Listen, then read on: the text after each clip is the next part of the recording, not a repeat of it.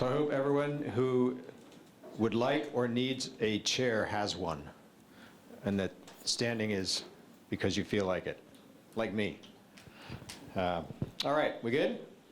I think so. Are we missing anyone? No?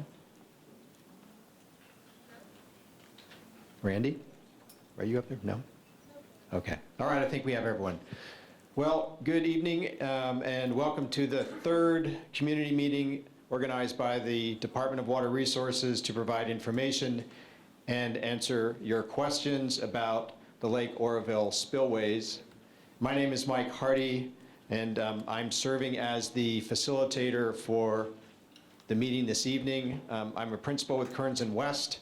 I am not a DWR employee, but as some of you have found out earlier, what's more important is I am not a technical expert.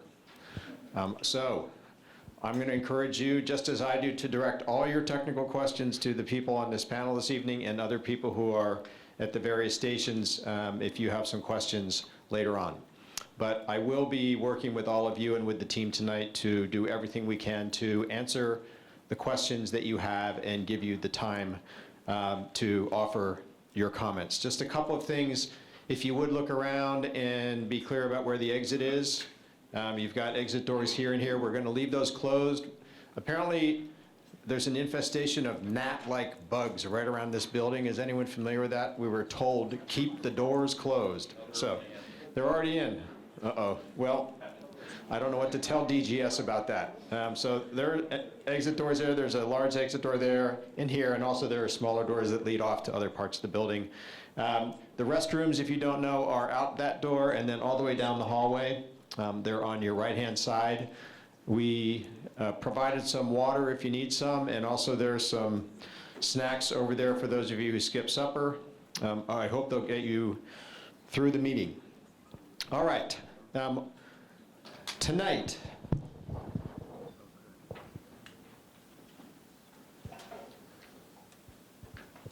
there are three questions that this meeting is organized around, and they're the purpose for getting together.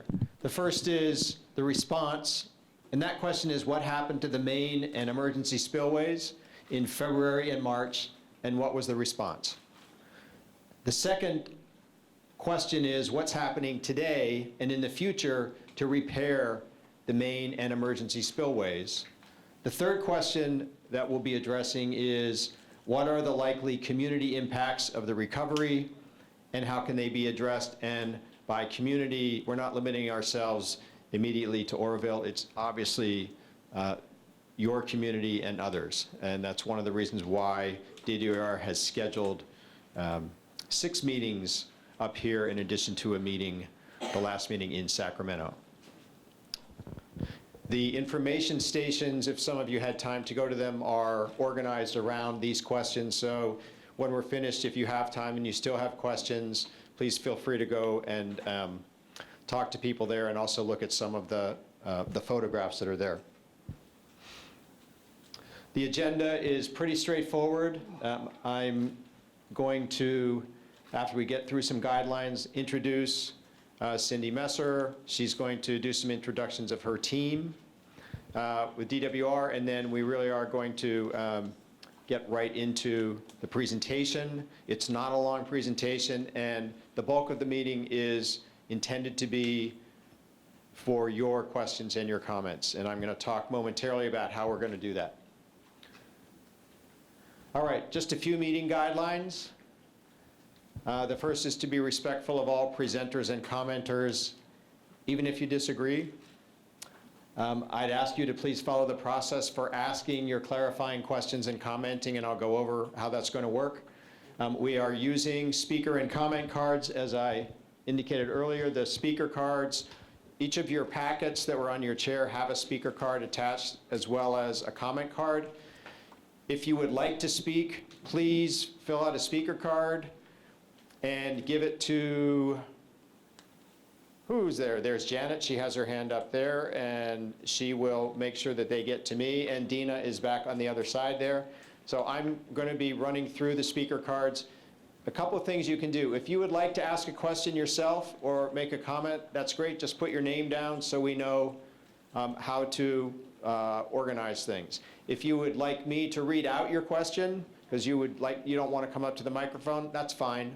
I'm happy to read out your question, and we can introduce that question to the panel that way. If you want to make a comment, same thing. If you'd like to make a written comment and don't want to speak or ask a question tonight, the longer form, the comment form, is also in your packet. Please feel free to just fill it out, and then you can put it in the box over where Janet is standing right by the door, and we're collecting all of those comments.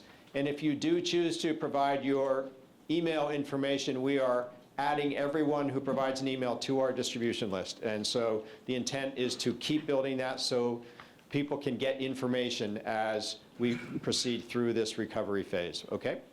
So that's the system we'll be using. I'll go through it in a little bit more detail after we have the presentation. I don't want to spend any more time right now. And if you would please honor the time limits. We've got a 3-minute time limit for questions and comments. That really helps us get to everyone who's here and treat everyone as reasonably as I can. And then finally, if you can turn off or silence your cell phones, that can be a distraction. I know it's easy to forget. And I sure hope tonight that I don't forget. That's the embarrassing moment. All right. I think with that, Cindy, I am going to turn it over to you. So I'm going to introduce Cindy Messer. She is the Chief Deputy Director at the Department of Water Resources.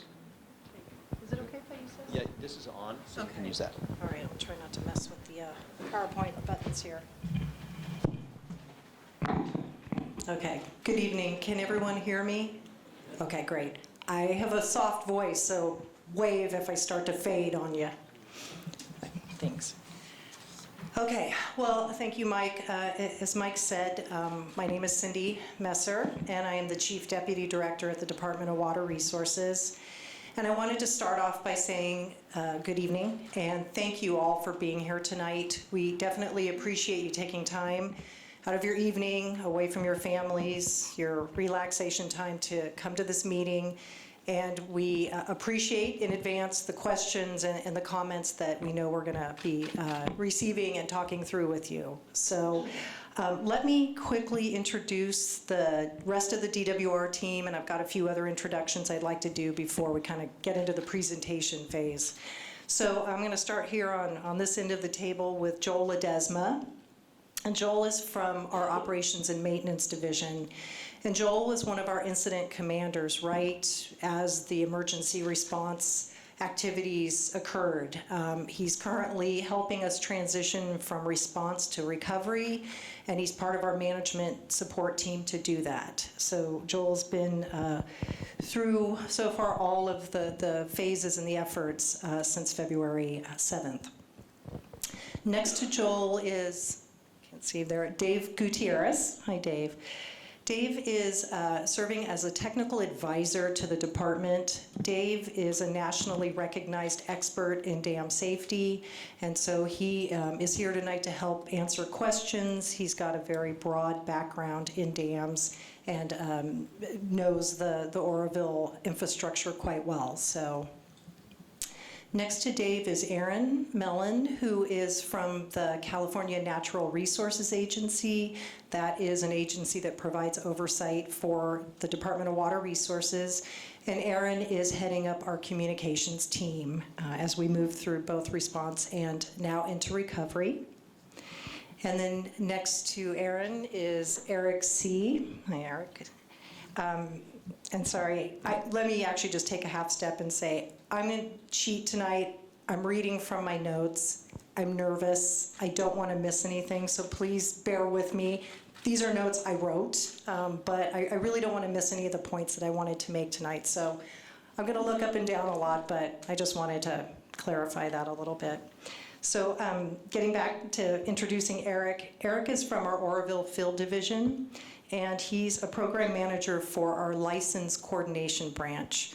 But for the Oroville emergency response and recovery, Eric has really been in the thick of things around the environmental issues, some of the cultural issues, and recreation. So he's up here tonight to help answer some of those questions that you will have. And then next to Eric is Joe Royer, down there at the end. And Joe is working on the spillway repair project. He's part of the management team, and he's helping to coordinate the design and the construction of the spillways. And then last but certainly not least, at the end of the table is John Pash, who is our director of, long title here, the State Federal Flood Operations Center. And what John and his team do is they provide state-level coordination, support, and assistance in response to flood management activities and actions. So that's the DWR team up here tonight. Obviously, you've talked to some of our other staff who have been around at the different stations. We may call some of them up throughout the evening depending on the questions, but we wanted to make sure to bring enough of the right folks with us tonight, the technical expertise, to be able to answer as many questions as we can and provide thorough responses. So with that, I want to do just a few more introductions. I would definitely like to recognize Sheriff Durfer from the Yuba County Sheriff's Department. There he is. So thank you, Sheriff Durfer, for being here this evening.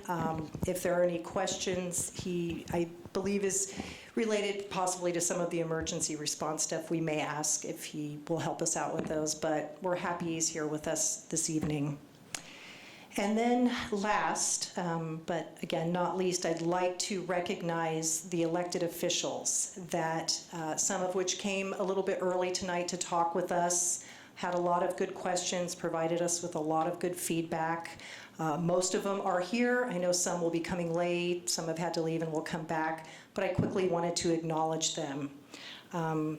First of all, I'd like to acknowledge Curtis Grima, who is a staff person representing Assemblymember Gallagher's office. And he's way in the back there on this side. I'd like to also acknowledge Laura Nicholson, who is representing Senator Nielsen's office, and she's here with us this evening. We have a couple of Board of Supervisors, individuals Doug Lofton and Randy Fletcher, who we had a chance to speak with earlier this evening. The mayor, Mr. Samoy, sorry, I'm not going to get his name correct. Samoyo, I apologize, I told you, a little nervous here. The mayor had to step away from this meeting. He had a conflict, but we were grateful he had some time to come and talk with us ahead of this. And then we have several of your council members, Marysville council members here this evening. Bill Simmons, Chris Padego, Stephanie McKenzie. We're all here earlier, and I believe they're all still here and planning to stay through the meeting. So with that, I know a long list of introductions, but wanted to make sure we acknowledged all of them. And then very quickly, I wanted to say, and I didn't mention this last night, but I wanted to also thank the whole host of local, state, and federal agencies and partners that we have been working with throughout this entire process. So the counties, the emergency response organizations, the cities, and some of the other state agencies, Cal OES, Cal Fire, California Department of Fish and Wildlife. We have representation from that department this evening if we have questions. Parks and Recreation, I know we also have representation from that agency, and just an acknowledgement of our federal partners as well, the Army Corps and FERC. So with that, now I'm actually going to say just a few words before we get into the presentation, and I'm going to go pretty quick on this. So one thing I guess should mention is I imagine that a lot of you were anticipating or expecting to see Director Croyle, Bill Croyle, with us this evening. I just want to say that Director Croyle was called away to Washington, D.C.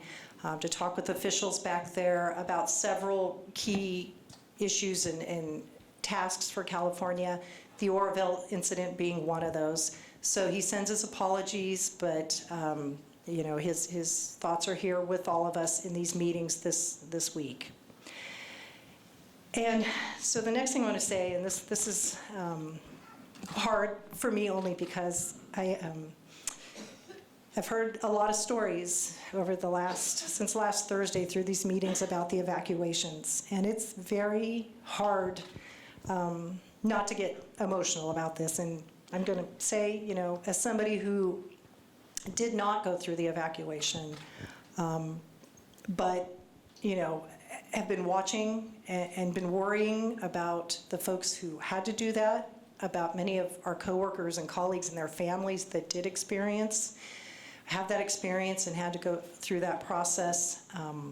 I want to say on behalf of the Department of Water Resources that we are sorry. We are sorry that you all who had to undergo this evacuation and still live with these concerns and this fear, that you had such a huge disruption in your daily lives.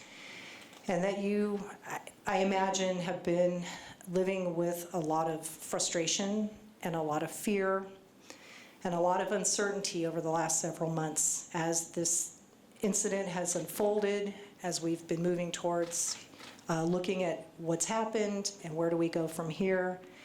And I wanted to acknowledge that this evening with this community. I know there are different concerns, with each community that we come out to talk with, but I wanted to start off with that again, not having lived through it, but watching every day since the 7th, and especially obviously on the 12th and the days beyond that, and just my heart really has gone out to all the folks that have had to experience this.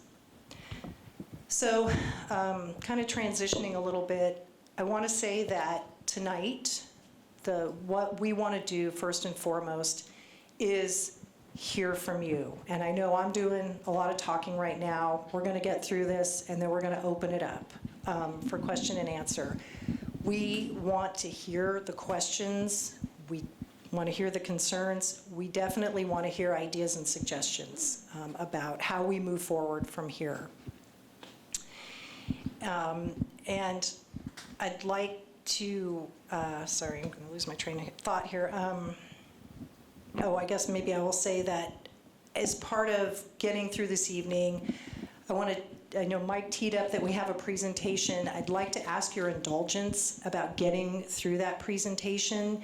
What we've found is we're getting a lot of the same questions, a lot of frequently asked questions. And so what we've tried to do is capture a lot of that information with maps and figures and pictures that you all have seen back here. But we want to run through it because my hope is that it answers some of the questions, may generate new ones, and that's great. We can have that dialogue. But I know it's hard to sit through these things. I just wanted to offer that this is a way for us to kind of get some of that information out, and then we go from there in terms of what we haven't covered. So we'll do that in just a minute. I have just a few more points that I want to kind of make before I sit back down.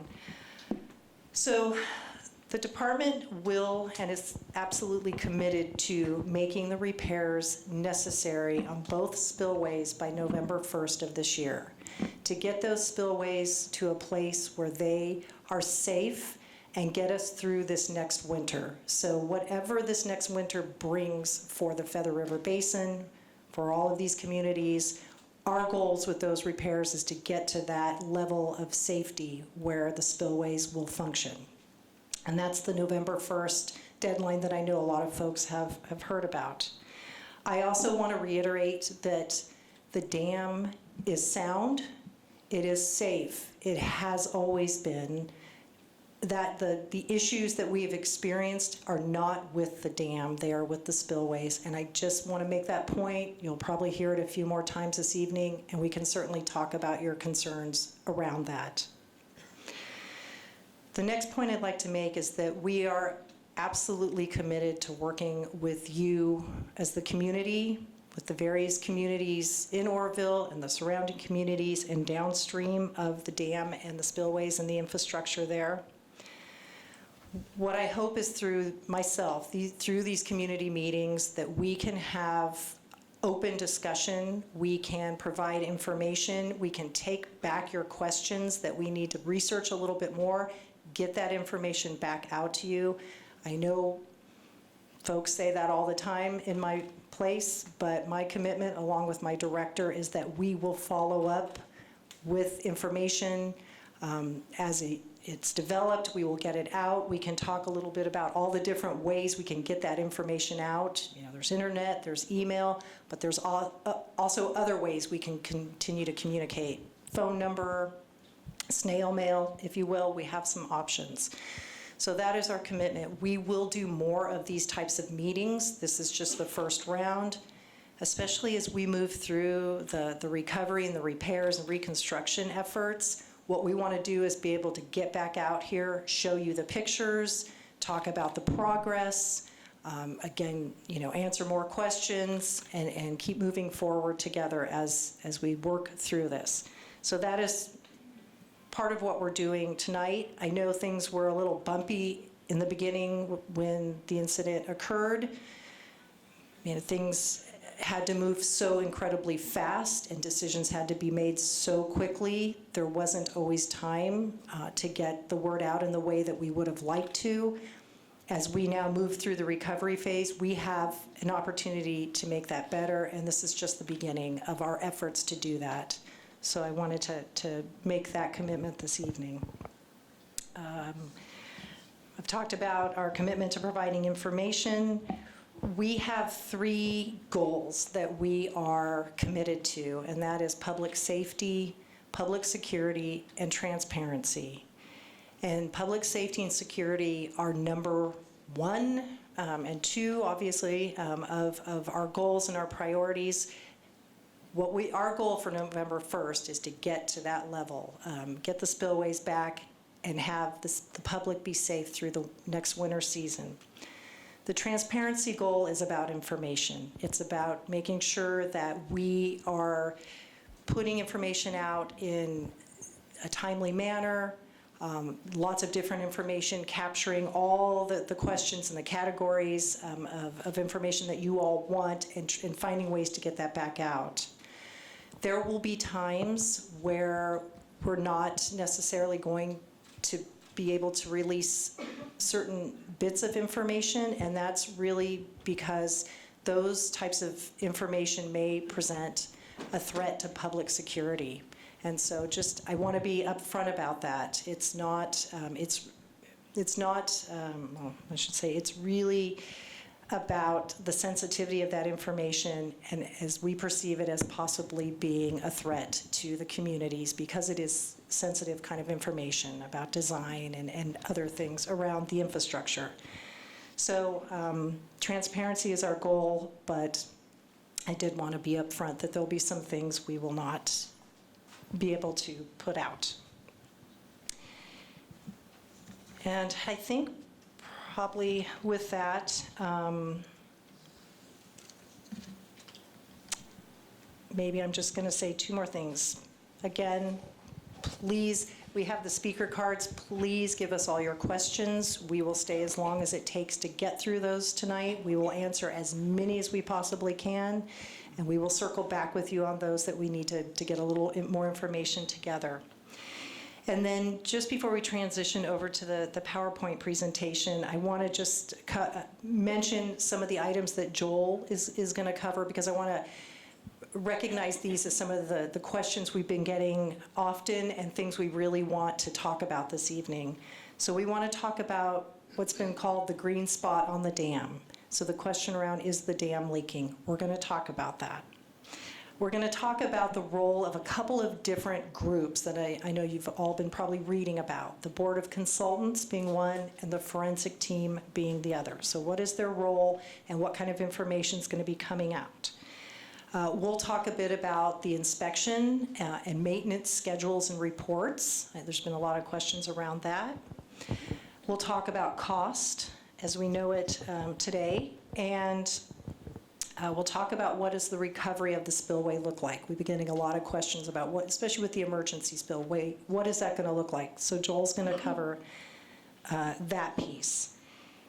And operations. So what are things looking like between now and the summer months? So those are kind of the big areas we'll walk through, and then once we get through that, we'll open it up and go from there. So thank you very much. I appreciate it.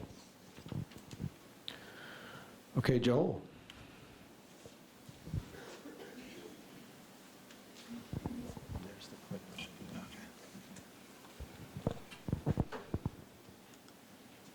So, good evening. Got to speak into the mic. Okay, my name is Joel Ledesma, and I was part of the incident command team that was there from the 7th till about almost the end of March. So I lived a lot of those days that we were there trying to figure out and make decisions to make sure that everybody was safe. And I'll kind of add some of those comments of what we were thinking, or at least myself, what was going on during those times. But as Cindy said, a couple of the things we want to hit up early is, I know that there's talk out there, or even newspaper articles on our maintenance and inspections, and I guess I just wanted to throw out right away that we do have all our maintenance records that are required and that we do on our own. We have a minimum of 2 inspections done annually, a minimum, and we usually do 3 or more with FERC and DSOD. Our last ones were in August and July of 2016 with them, and some others in May previous to that. So those did happen. In addition to that, because there's a lot of equipment in the dam where we measure seepage or seismic activity or any movements of the dam, we have internal quarterly inspections and reviews that we do with the dam. In addition to that, as a dam owner, you know, the practices are we have daily and nightly visual inspections of not just the dam, but the power plant, all the facilities, is just part of keeping up and making sure nothing abnormal is seen. So all those activities are going on all the time. We have one of our safety engineers here, so that if dam safety engineers, if you guys have more questions and details about that, he could answer those questions. On the hole in the dam or the green spots, there's nothing to be concerned about. I mean, those, there's no threat. That is rainwater that comes on the face of the dam, and it does seep into the soil there, and it ends up seeping back out in other locations, and you end up having green vegetation there. It's been there since the dam was built. There are some pictures back there that kind of show that, but we still inspect it every year. I mean, as part of the inspection with FERC and DSOD, it gets looked at because maybe it looks that way, but something new has happened. So it's continually being looked at. Another question we've been getting is, so how are you guys going to get through the snow melt with the broken spillway now? And, you know, if you're going to close the gates, how are you going to do that?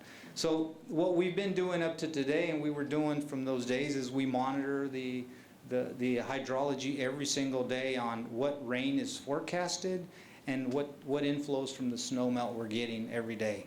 And we're monitoring that with the elevation, how high are we getting on the reservoir, and the condition of the power plant. All that information we're taking into account, and then we're making decisions on when's the right time to release, because the spillway is broke, right? It's not fully functional, and right now the operating range we have is between 20,000 and 50,000, so there's a range at where we can operate it at. So we are expecting to open them up one more time and close it towards the end of May. But again, it's a day-to-day decision as we're managing through all these variables, so that now that we won't close them until the peak of the snow melt has happened, because that's the risk that we're at right now, right? Is how high the lake will get because of the snow melt, and the weather's starting to get more into the summertime and not as many potential for storms. While that risk is going down, the risk we're really trying to manage to is November. We need to make sure that we have a functional spillway for next winter. So to manage that risk, we need as long as we can of a construction period to be able to do the most work we can.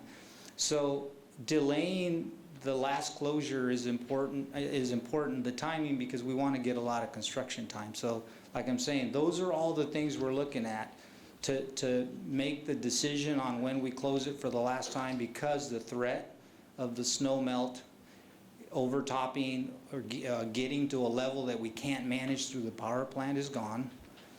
And it gives us enough construction time so that we can make the November 1st. Another thing that just quickly is on the Board of Consultants. They are an oversight, external set of experts that got hired to be oversight with, that work for FERC, DSOD, and DWR. So these are experts that are reviewing designs, giving input on what the latest technology, what's the latest, on dams, and making sure we're incorporating that and helping review the forensics so that we don't repeat any flaws or any design criteria that was used back when the dam was built. Another area is we know that and acknowledge that when we were making these high releases where we would release and then shut down because we were trying to manage the reservoir, because public safety was our number one concern, is that there are downstream effects. I mean, we know that. And so those are some of the things that DWR is going to try to facilitate on how do we make sure everybody knows the process, the claims process through DGS, because it's available and we know that that's an area they may need to, you guys may need more help and support in that. So with that, we'll kind of get into the presentation. So that kind of just gives you a look, and you guys have probably all seen it, but just kind of gives you a visual of where the dam is and the spillway and the emergency spillway. So that's what it looked like September 7th.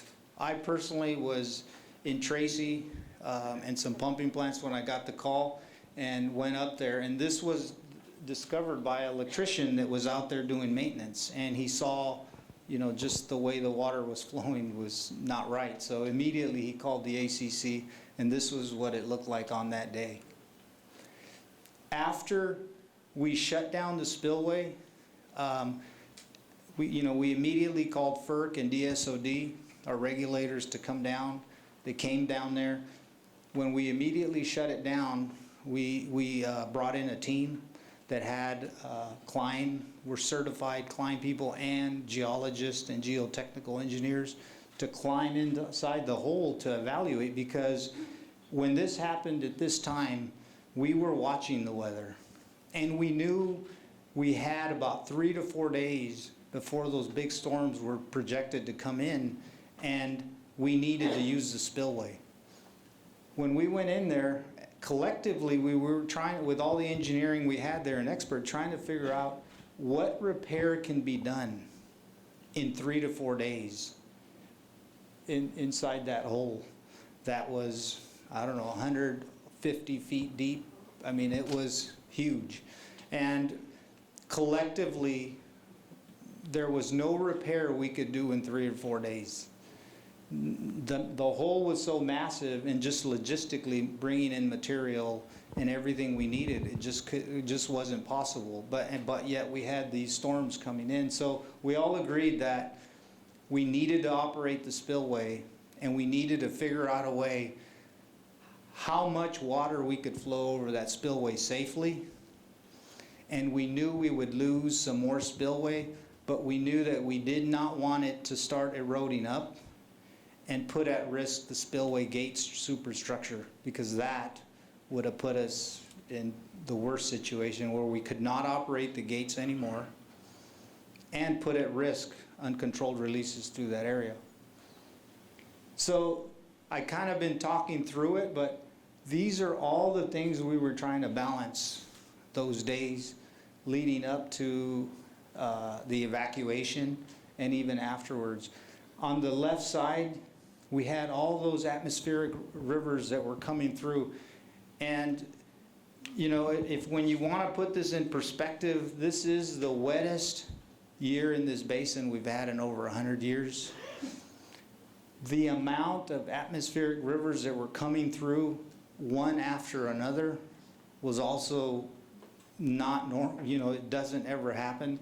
So on top of a broken spillway that we were trying to understand how to manage it, a power plant that we were worried if it got flooded, which it never did, was that we needed that for after, when we needed to keep moving water out of the lake for the snow melt to keep managing the water out. It was something we needed And then we had the emergency spillway that had never been used and we did not want to use. So all these things with FERC and DSOD, we were just trying to manage what's the right thing for us to do for public safety.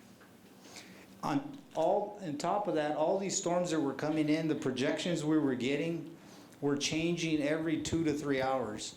So we were, from the National Weather Service, we're getting projections of what the rain was gonna be and the runoff.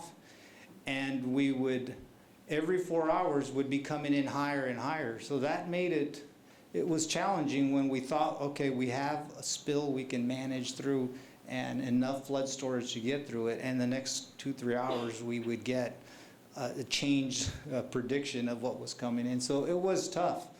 I'm glad being there that we did have all those local agencies, and especially when the sheriff's office also came in, CAL FIRE, all those other partners that came in to help us just manage through this. Eventually, you guys all know, even as much as we were trying to avoid it, the emergency spillway did start to flow. At that time, when we started seeing erosion, which we were not expecting to see, is when we knew we needed to increase the flows back out because we didn't want the erosion to come back to the weir or what they call the monoliths on that emergency spillway. We increased the flows back up to 100,000 CFS, and that started to bring the elevation down, and then the emergency spillway stopped flowing. And, you know, so that's when we went on the 12th after the evacuation.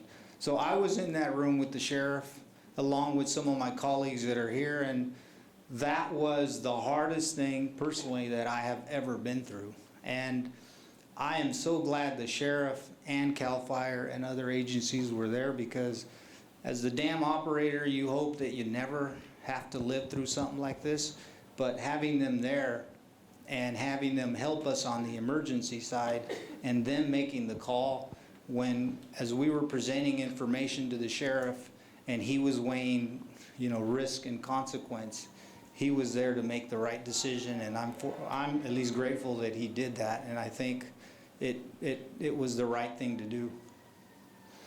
The evacuation was ordered, and you know, never have been through, I mean, I personally didn't get evacuated. I was in Oroville, but I was seeing it, and it was tough. And law enforcement knew what to do, and I personally think they did a great job in making sure that all lives were protected. This is pictures of the plant. It never flooded. We did have a little bit of water going into the plant, but we were managing it with the sandbags, keeping it behind the sandbags with pumps, pumping the water back out and keeping the water out. What did flood during that period, because of all the sediment that came down from the spillway, it was the water was backing up into the power plant, and where the water comes out, the tail race, the elevation had gone up and was going back into the plant basically, and flooded the river valves. So those did get flooded. So the controls, the electrical equipment that was in that room is what we just finished repairing and got commissioned today, and the river valves are back in service, but the plant never flooded. They did an awesome job, and that was while everybody was evacuated.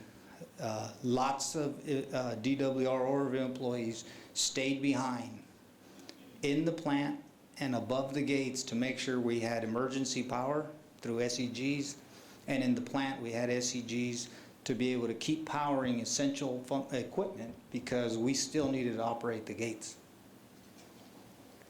So when you look at, and I know it's hard to see everything that was going on, but when you look day to day, you know, the actions we were taking, you kind of see it in the outflows as the inflows were climbing, but you kind of get to see that peak here of about, I think it was 190, almost 200,000 CFS that was projected earlier, about 140 or 150. and it just spiked up. And these changes that we were making here is when we were testing the spillway to see what we could run it at it safely, and then we decided to go up to 55,000 CFS, and then this is that 100,000 CFS increase we made on there. So what's happening today?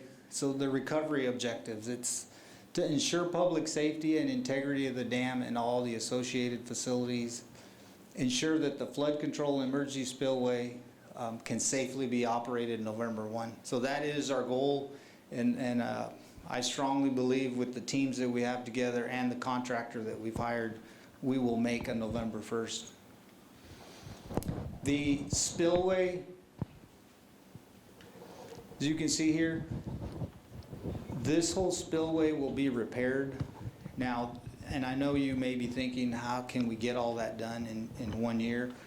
This top portion, you know, may be fortified.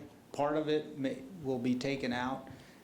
Parts of it may be fortified for this year and then rebuilt next year. But about 100, I think it's about 100 feet of this lower piece all the way down will all be new, brand new spillway. It'll be rated for full capacity again. What else? Okay, so here's a picture of it. This piece is all of it will be rebuilt, but this in the first phase, this one, and then as time permits, we'll be trying to get the upper part also. But at a minimum, it'll be fortified to make sure that it can handle. Now, to do this, right now, some of the work that they're doing is they're checking the geology. So there's drilling up there where they're drilling 30, 40, 50, 100 feet deep to make sure that the rock that we'll be building on is solid. And so that they're drilling all up and down this chute, and they've been drilling down here just to make sure that the geology, because I'm not a geologist or a geotechnical engineer, but you got to build on sound. We have to build it on solid rock. So this is another picture of it. So this will be the new spillway. We won't be doing anything about this in this first phase, that we won't be utilizing that, so new spillway. On the emergency spillway, the features that we'll be adding that we still will try not to use the emergency spillway will be this cutoff wall. So this will avoid the back cutting that was happening when we used it, where erosion as the water comes down starts to cut back and work its way back. This cutoff wall will be built of concrete all the way down into the ground, down into rock, solid rock, so that it stops any erosion going forward. And they're going to buttress the weir. So this is the emergency spillway as the water comes over. They'll buttress this with new roller compacted concrete, and then build these steps or check dams to reduce the energy of the water as it comes down. So instead of it being a straight shot and the water picks up a lot of velocity and gets going, these check dams or steps allow the water to come down, slow down, and come down, slow down, so it keeps decreasing the energy and obviously less erosion. Now, this may not all be complete by November 1, the emergency spillway, but they'll be working on it, but the intent is not to use it. And the intent is that the spillway can handle the capacity for any storms that can come our way next year. Timeline, I won't go through the timeline. Hopefully you guys got to go through that. And then what are some of the community impacts of the recovery and how can they be addressed? So we've already put together some road task force. Probably not as impacted here as Oroville, but still impacts on all the trucks and all the heavy equipment that's coming through for that. And then having traffic plans to make sure that we're using the right routes to get heavy equipment in and that they can handle the loading where we need to go. And a communication plan like this. making sure that we are communicating with you guys, making sure you guys know what we're doing, helping out with road repairs where we've caused the damage. And Cherokee Road is a road up in Oroville. So those are some of the things we're doing. We know it affects the economy. I mean, the fact that, that this happened is not, good publicity. And so things happen, and then the downstream effects of any damage that's caused, and then access for this I think that was a race that was up in Oroville, and then just campgrounds, trails, and boating access for the reservoir. I'm happy to take over.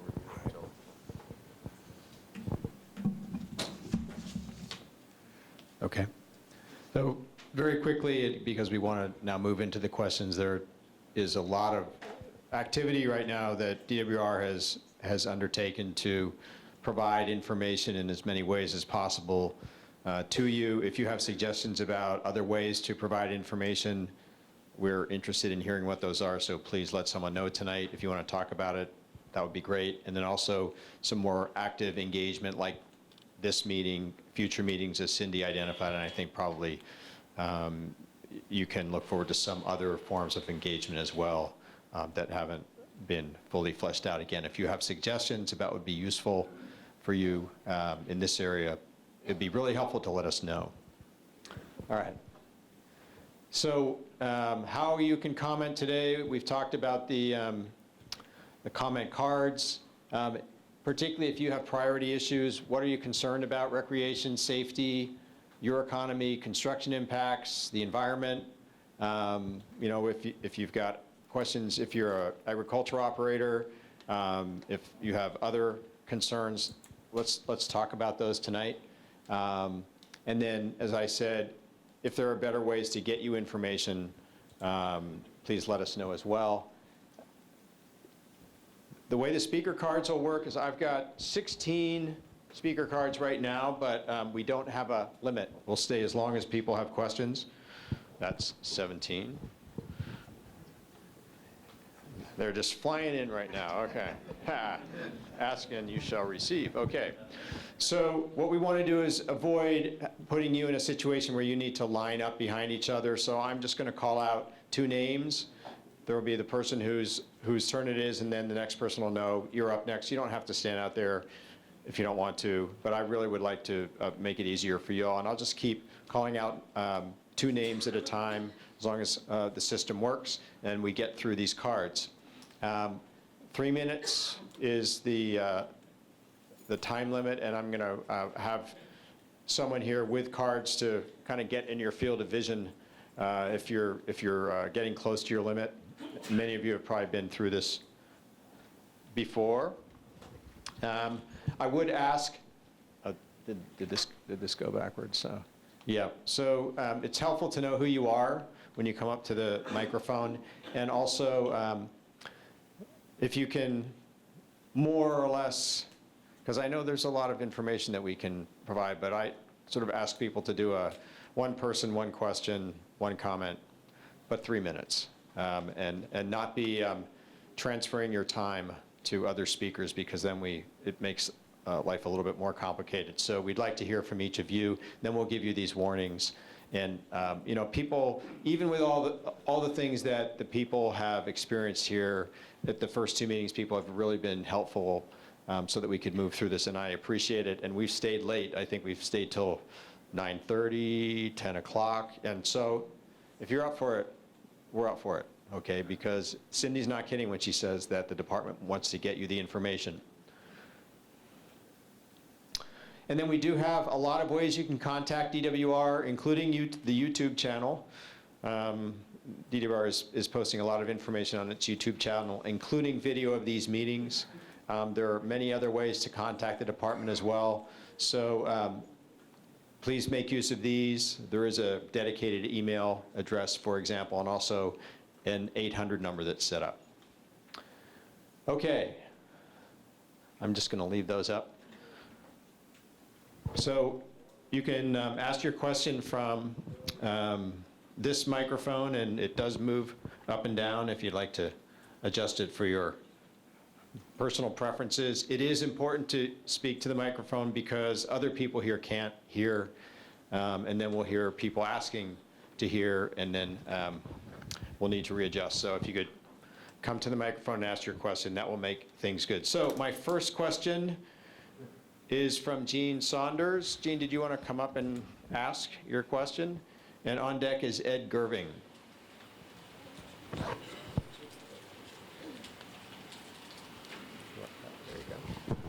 And, I'll actually lower it for you. How's and the name is Joan, not that? Jean. Did I misread it? Of course. Oh, I'm sorry, Joan. When did you get out of school?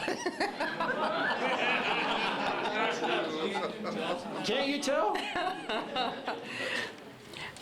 Okay, well, you more or less answered two of the questions that I had. The frequency of inspection of the spillways. You said last year you had, but those spillways are what, 50 years old? Do you inspect them once a year, twice a year?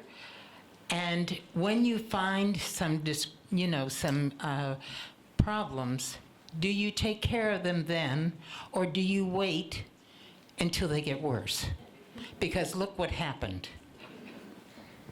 So would you like that question answered first, and then you can get to your other question? That one and then the one last Yeah, one. right. I combined two. Okay, I'll start off by trying to answer your question. So first of all, there are several layers of inspections that are being done, and they're done by different organizations. So I think Every year? every year. And so what Joel described is the two regulatory agencies, the California Division of Safety of Dams, and then the Federal Energy Regulatory Commission. So those folks go out there and they inspect the spillway. And then Department of Water Resources has its own dam safety engineers to inspect the spillway. And so you're right, there's always, it's concrete. Things change in every way. Okay. And so you keep track of that. And they do repair it. So the spillway is repaired often as things are needed throughout the years. But now your emergency spillway, you never used. That's You correct. never even ran water across it to make sure that it would work. So on the emergency spillway, you're right, it's a little bit different. So it is an emergency spillway, and the design of the emergency spillway was actually designed in order to take flows above about 300,000 CFS. So that was the original design. And when they actually designed the emergency spillway, the idea was it shouldn't be used except for these extreme and emergency situations in terms of hydrologic conditions. And so when they constructed the dam, although they constructed the monoliths on rock, downstream is also rock, and it was actually expected for a lot of the debris to actually go down to the river if that was ever to be used. The change is that there was not an expectation that the rock was actually going to start degrading and moving back towards the actual monoliths, towards the concrete. And so normally you wouldn't test your emergency spillway. Normally you test your regular spillway, and you don't test your emergency spillway because it's for the rare events that it's usually designed for. But now you know better. And we know better. We learned something. Thank You're you. absolutely right. And we do have to learn from these kind of things, and we do all the time learn, and we're going to have to change something, right? Thank you. You're very welcome.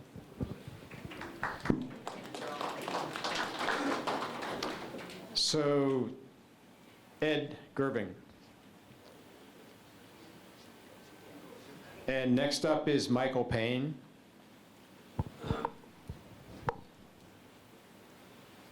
Would you like this, or? There you go. Well, my original Let me raise this for you. question was related to the greenery, which you guys already answered. So I have another question, which I did hear in your commentary, that you intend to have the main spillway functional by November 1st, but not the emergency spillway. And as a resident, who was evacuated, fearing that I could have lost my entire home and everything else, I realize, that we probably may not get the rains next year that we got this year, et cetera, all those things.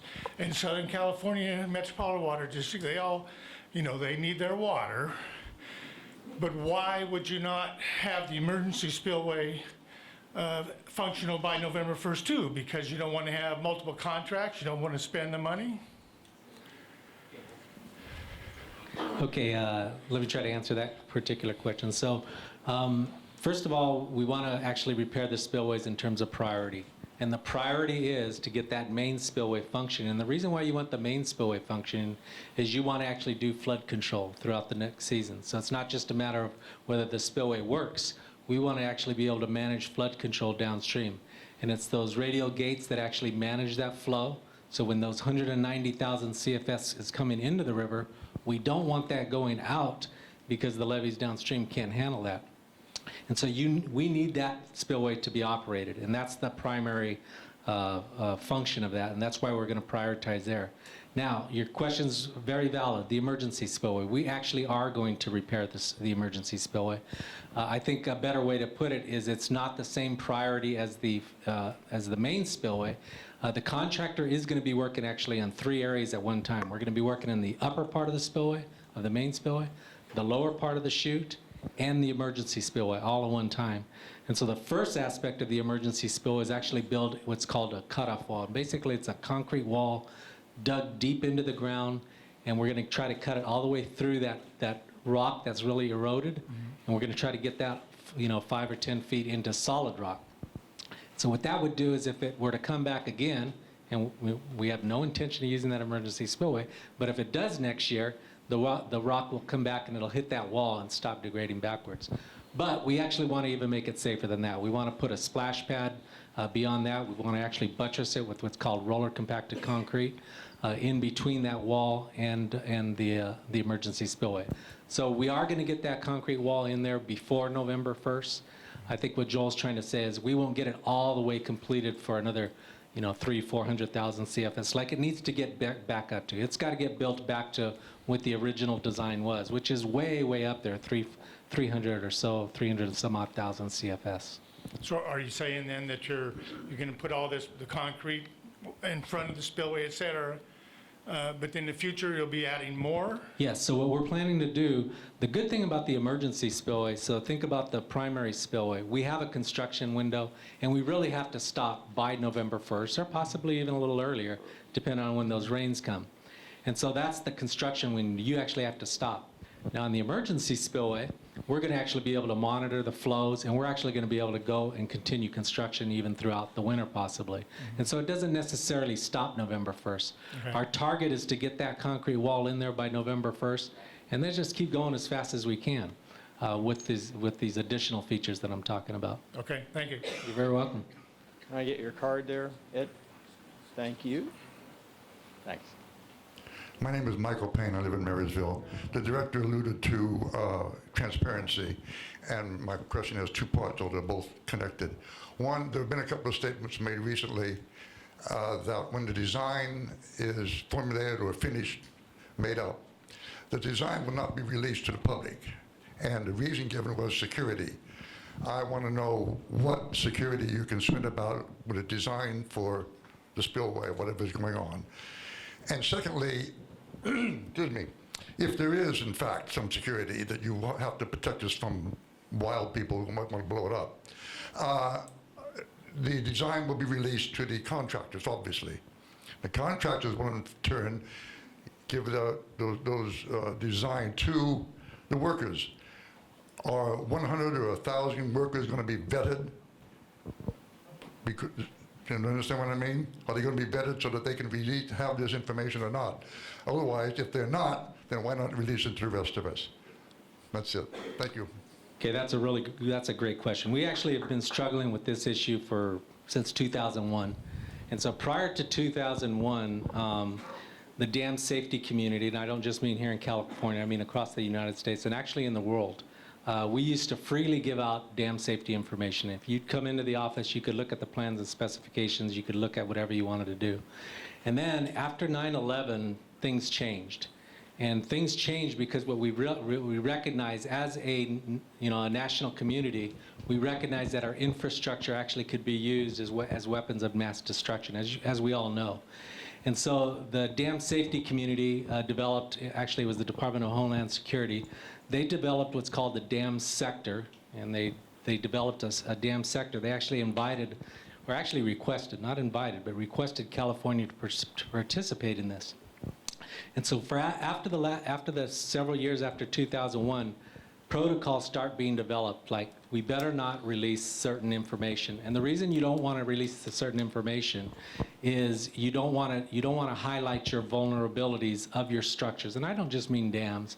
We could talk about buildings. We could talk about bridges. There's these different sectors put down by the Department of Homeland Security to try to restrict certain information so that you don't outline your vulnerabilities.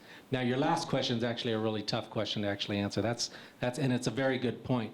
And so what we do is we work with the contractors, and we do ask them to sign non-disclosure.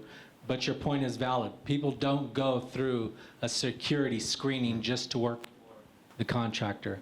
That's not done. I haven't seen that done anywhere actually in the nation.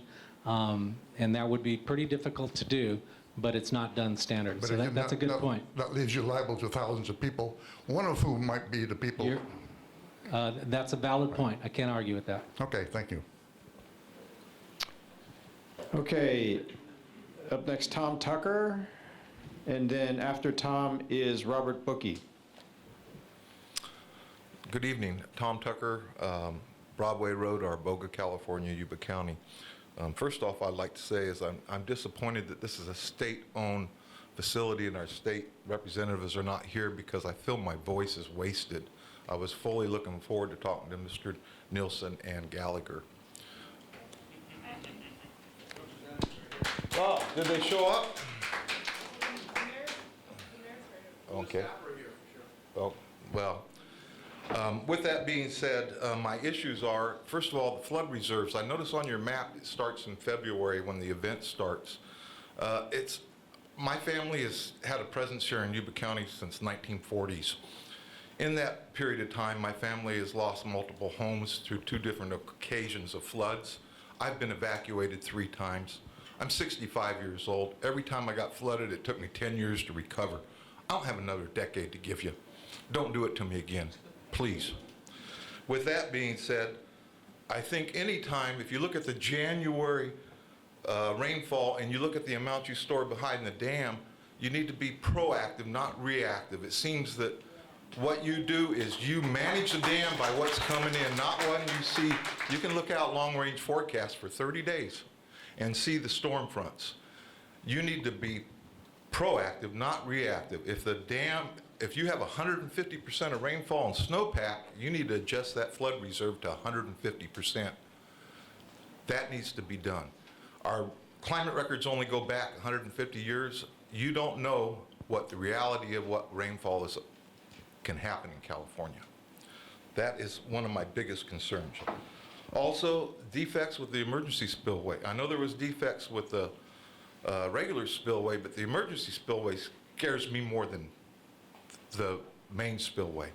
And that's being because I have no confidence that it's not anchored into the bedrock. I believe that the dam was poured across bedrock with existing there. You can see by the erosion backing into the dam and the emergency spillway, I mean. So I'd like to know, Dave, is that emergency spillway anchored in bedrock, the current one now? Okay, so the emergency spillway, we talk about these monoliths that we're talking about, and what you see actually coming out of the ground is actually half of the monolith. So the monolith was actually excavated into rock, so it is into rock. Is it anchored? Does not have an anchor bar going into the rock to anchor it down.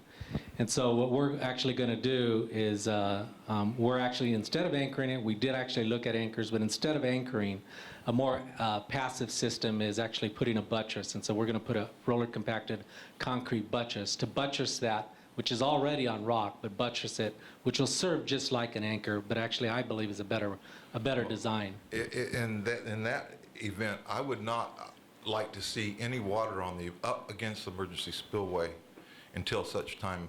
They need to adjust their level, their storage levels, to be below that until until the DWR feels confident that there is no structural issue or problem with that. To back it up against that, without the buttress, which you say you need, I don't want to see that lake ever at 900 feet, ever. I don't want to see it on that emergency spillway. And I'm sorry I'm like this, but you get evacuated 3 times, and you lose homes, and it takes you 20 years from 2 different floods to recover. It's tough. Absolutely. It is absolutely tough. The other issue is too, on the main spillway, are they going with the same incline and going to drop 3 million pounds per second on that 1-foot deck again? That's the equivalent of 38 semis crashing 50 feet down in 1 given second. You can do the math. That's close to 2,400 semi trucks full falling on that in a minute. 2,400, 2,400. I don't think are they going to change that design so we can get away from that pounding on the deck? So absolutely, it's going to be changed. So it's going to be a lot different. It's going to be more modern design. Are So we going to have a 50-foot fall? First of all, that hole's going to be actually filled up with roller compacted concrete all the way to the top. When it's all said and done, it's going to look very similar to like what it looked like before, but there's going to be a lot more concrete, a lot more reinforcement still, a lot more different details on the joints and things like that. Much, much more modern than what we do nowadays than what we did back in the 1960s. Okay, that's my concerns. I just Sure. want to get into Very that. good. Good questions. I don't have another decade to give you, though. Remember that. All right.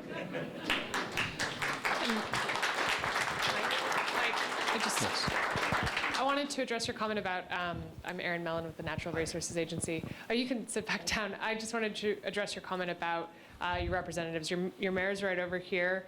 And also, I know I was that talking state representatives. Assembly Member Gallagher is planning on being here. He's actually bringing his wife home from the hospital. She gave birth to twins over the weekend. So it's good news. Congratulations. I excuse him. And Senator Nielsen is stuck in budget meetings. He has come to all of the community meetings This so far. meeting is more than a budget. He is planning on coming up. I'm sure he is trying to hit the road. All right. Thank you. Okay, Robert Bookie. Did I pronounce that right? Because Joan has me worried now. I got to get That's right. these right. I have one quick question, is why are we only putting 8,000 out of the dam right now when we have the capability of 14,000 with the power plants and 4,000 or 5,000 with the river valve? At the last meeting, they said they were going to do that. So I have that question first of all.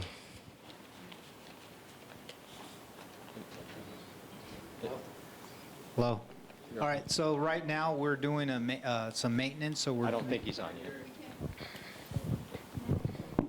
So right now, in preparing for the summer and knowing that that plant has to be rock solid, we took out a penstock outage to give us the opportunity to do maintenance on units and inspect the runners on some units that we have there, and do maintenance on the switch yard and a lot of other auxiliary systems in the plant. So that penstock outage will end on the 25th, and then we'll get the other units back up, and we'll be at 5. So why wasn't that done when they're running the spillway instead of waiting till we shut the spillway off and need that water to be coming out of the dam right now? And then when the dam gets full again here in another week or so, you're going to jack it up to 40, 50,000 and blow the river out again. You've done that 3 times already, and each time it sloughs all the dirt, and the levees, our levee right here in Yuba City's all sloughed off, and we got to repair it because it collapsed over here.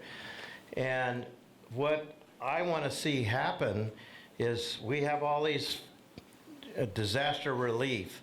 We need to get the river, the Feather River, dredged out, or I should call it silt management for the tree huggers, and clean it all up all the way down. We already have, Stan Cleveland and a bunch of us have worked for years, and we got DWR to approve 10th Street Bridge down to Nelson Slough for silt management. But we never could get the funds. So I'd like to see us somehow or other, somebody get funds so we can get the river cleaned out as soon as possible. And then we need to get the spawning grounds taken care of up there, because there's probably nothing left of them.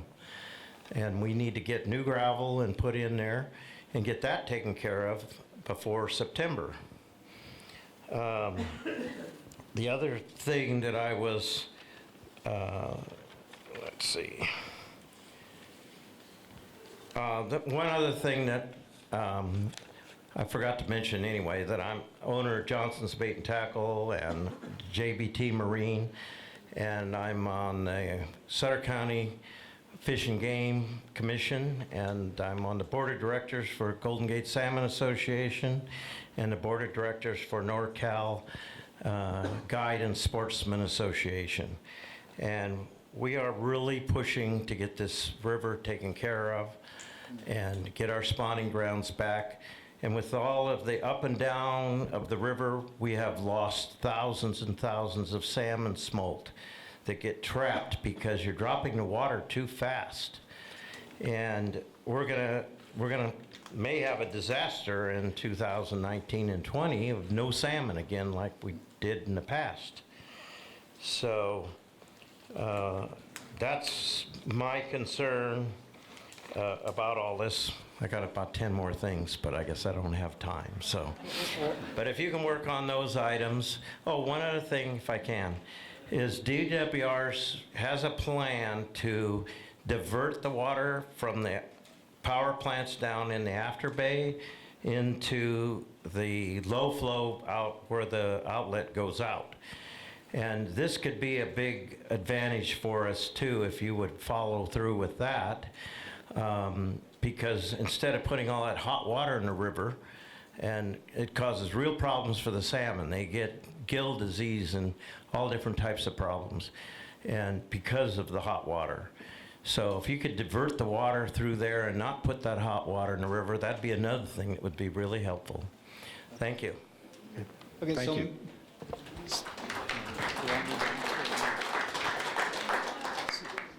So, well, on the plant real quick, and then we'll turn it over to my colleague, but on the plant, I mean, the outage, we scheduled it during the best time we could, because there was, before this, we were needing to use the plant. Every time we shut down the spillway, we needed to keep the water flowing for the river, so we just needed to find a spot. This was the best outage period to do it, and that to make sure we have it available for the rest of the season, and this was the, the outage window, so that's why we're doing it now. So we are trying to stay on top of that plant, a lot of work going on, so we just need to make sure that it's going to be working the way we expect it to.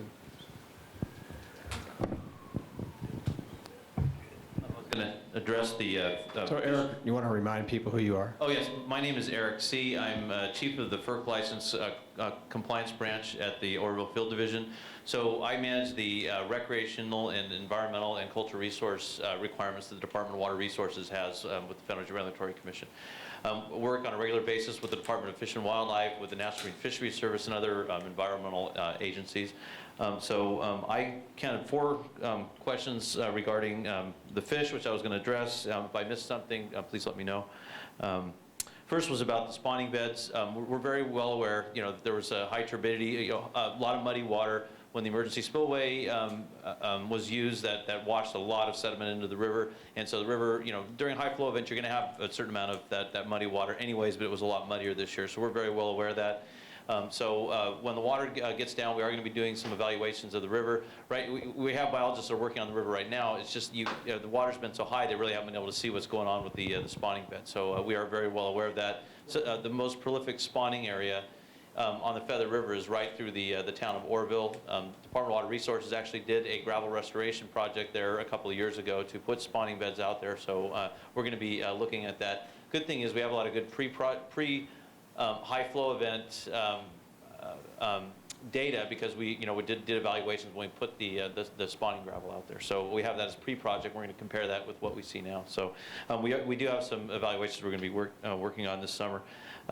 As far as smolt mortality, We actually have had a team of folks out that was on the river yesterday. They floated the entire low flow section looking for fish that might be stranded when the water dropped down. They found one juvenile fish in 6 miles of river. I think most of the fish have migrated out now, but they looked in a lot of side pools.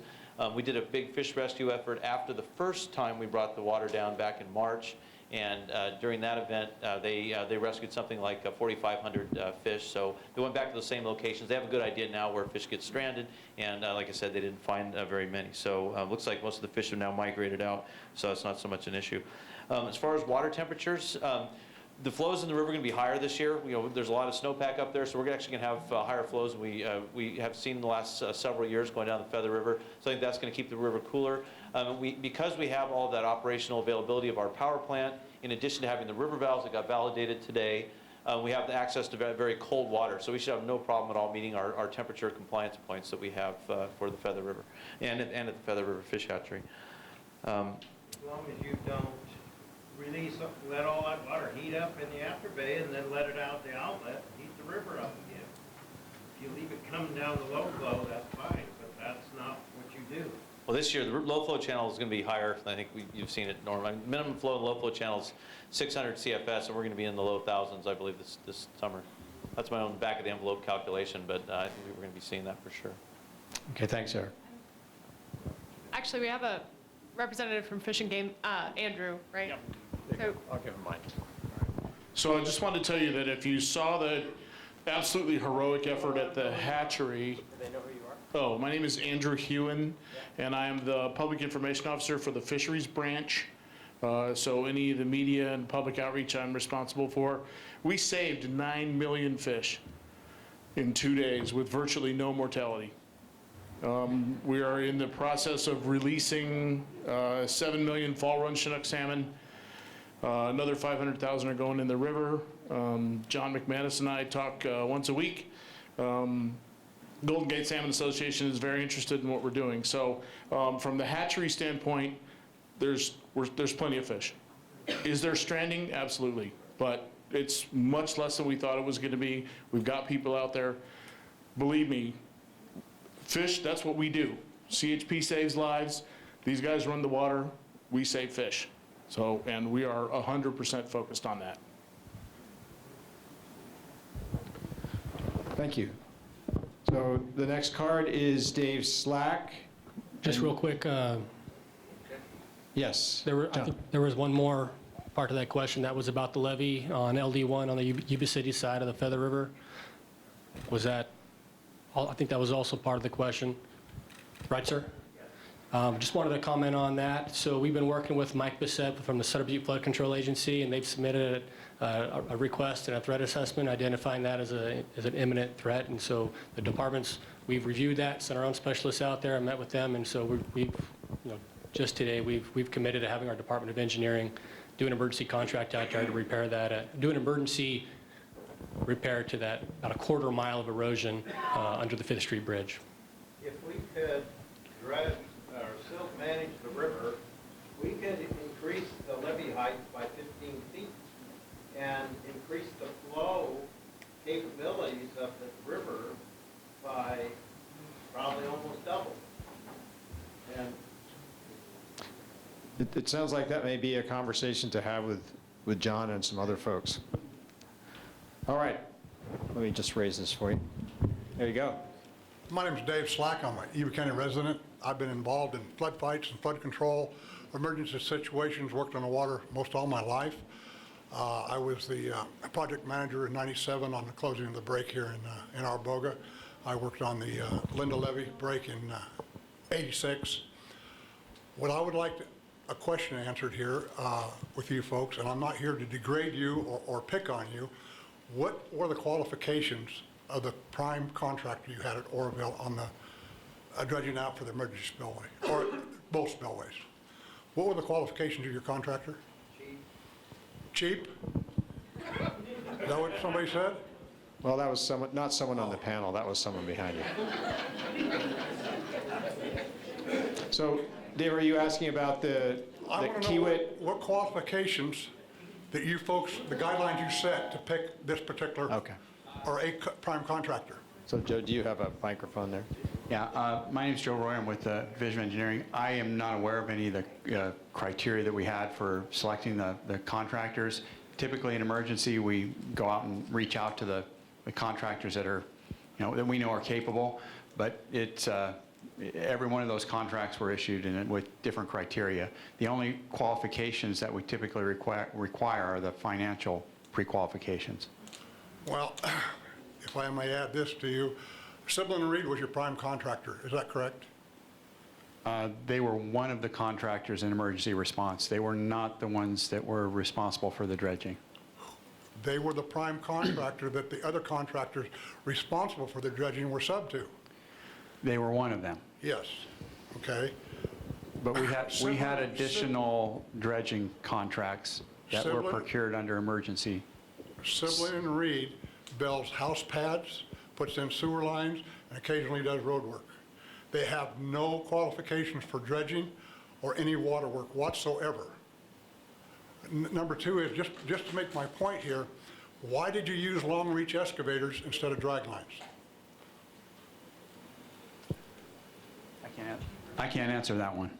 Well, let me tell you, it costs you about 3 times as much money to use long reach excavators than if you would have brought drag lines in. You were using 2 to 3, maybe a 4-yard bucket sometimes on the long reaches. There's 5 drag lines within 5 miles of where we're standing right now that have 8-yard buckets. You were taking the material out of the river with the excavator and putting it on the beach. Then you were taking another excavator and picking up and loading it in the trucks, a smaller excavator yet. With a drag line, you take and pick it out of the river, 8 yards at a time, and you dump it in the back of a haul truck. 2 passes, he's loaded, he's gone. 3-minute cycle, party's over. It could have speeded it up by at least 3 to 4 times.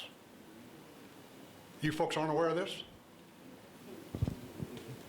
I don't think we have the right people to answer your particular question, but I can tell you that the estimate for to take the material out of the river when we first saw it was in months. And in fact, it took weeks. So it was actually done pretty quickly, and I'm not too sure that we've got the right contractor. I think there's a little bit of confusion. We'll get you the answer, I think, what you're asking for, because you're asking for some very specific. I remember actually going out there, and I think the buckets were a little bit bigger, and when I was there, I actually saw the buckets go directly into the trucks. So I'm not sure that was the entire time, but when I was there and I saw it, I actually saw Most that. of it was loaded on the beach to let the water drain out of it because the buckets were not perforated. If you use a drag line with a perforated bucket, when he picks the material up out of the river, the water all runs out, he dumps it in the trucks. The reason they wouldn't dump it in the trucks is because they said it made the road too muddy. So I think what we need is we need the actual people that were actually in the field to, I think, maybe have a conversation with you specifically. I mean, these are very, very specific questions. So yeah, I can tell you that there is another dredging contract that's going to be advertised very soon. Well, in past practice, and I worked with the DWR a lot over the years in the Delta, they would pick the most experienced contractor there was for the particular problem that we had, whether it was water, whether it was dirt, et cetera, et cetera. Nordic was up there. They are they have worked on the water. They core levees. They worked on the water some. Dutra was there.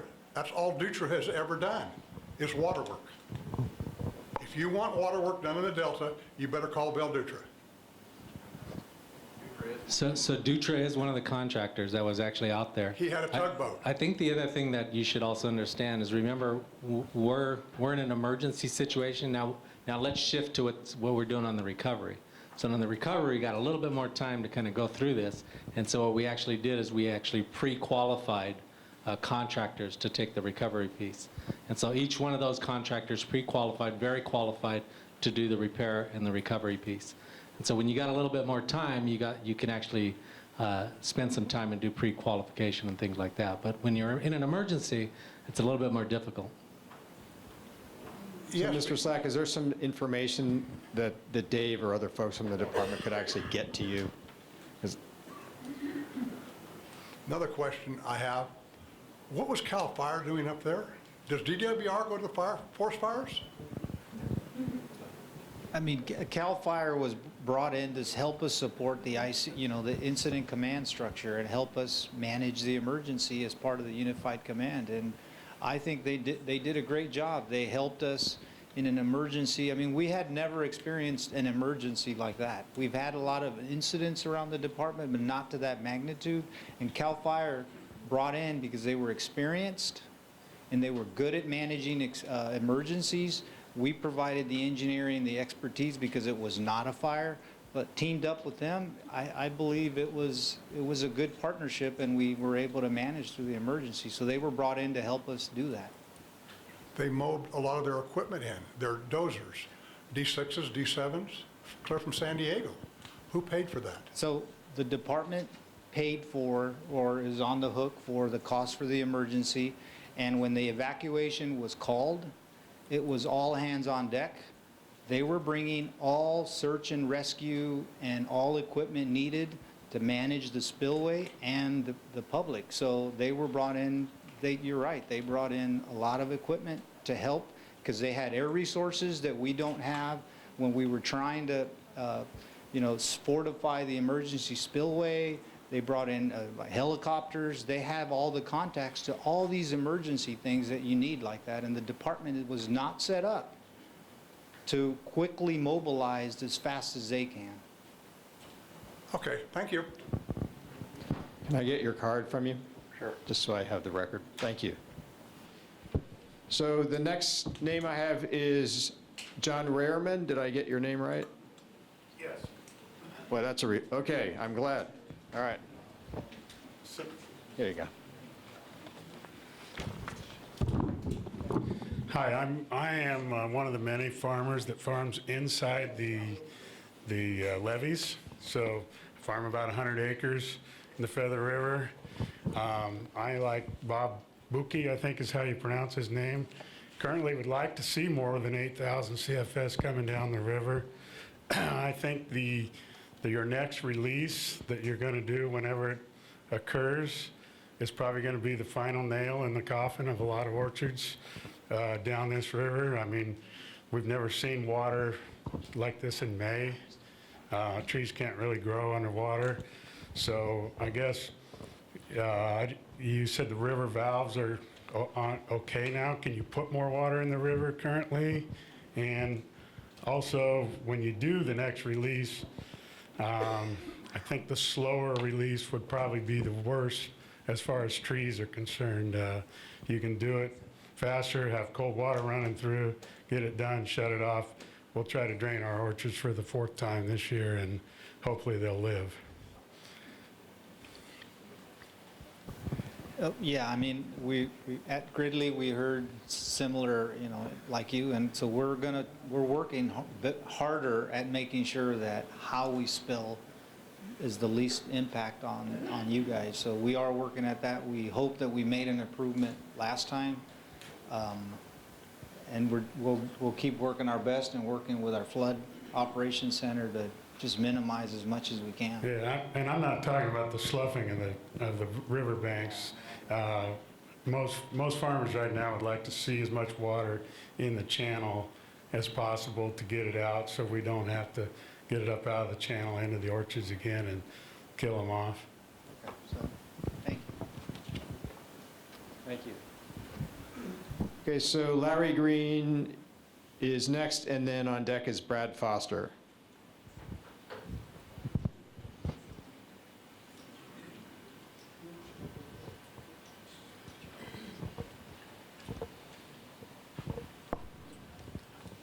Larry Green, I'm from Yuba City, but I'm still in the flood zone. I hope I could sneak in here on Saturday because I can't make the one in Yuba City.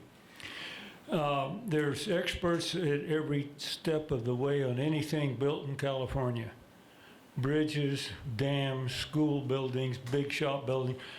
Expert designing, expert engineers, expert contractors, expert instructors, all high pay, no problem. So we have the problem up here at Oroville, and another expert who was an independent, I think he was a college professor, he had done, there was an article in the paper, and he had done a little survey up there, and he said it was shoddy workmanship on the spillway. 12 inches thick. It was either, I forgot now, it was either minimum or no rebar, gobs of clay pushed over bedrock. I guess that way you don't have to put concrete in there to fill that up. That's cheaper. And then put the slab over that. Then there's expert inspectors. People are supposed to inspect this stuff.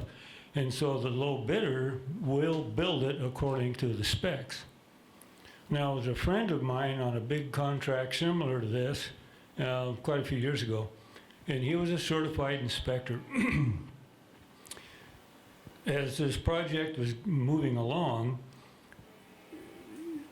work was not being done according to specs, and he said, I can't sign off on that. I'm not going to sign off on that. Well, this happened several times. And finally, they got a little suggestion for him. They said, you need to kind of come along with us or you might have a wreck done in that canyon. And then the next time, the cement was not, or the concrete was not correct, rebar wasn't big enough and not as much as the drawing. And he said, I'm not going to sign that off. And they said, you know, you might end up with about 3 yards of concrete on the top of you. Now, maybe they said it with a gag and laughing and all that, but he was scared to death and he quit. The project got finished anyway, so somebody went along with it, I guess. Now, I worked in a building, two-story high building, and had a flat roof. The inspector never got on the roof to check it out. He would ask, he was an older man, I think older than I am probably, liked his adult beverages, and he didn't want to go up that ladder to the roof. So he would ask somebody, hey, did you do all that flashing like it's supposed to be? Oh yeah, okay. The first heavy rain we had was an inch of water in the shop. Roll-up door didn't work. The owner had to get another crew to come in and fix it. I have almost zip confidence in state inspection.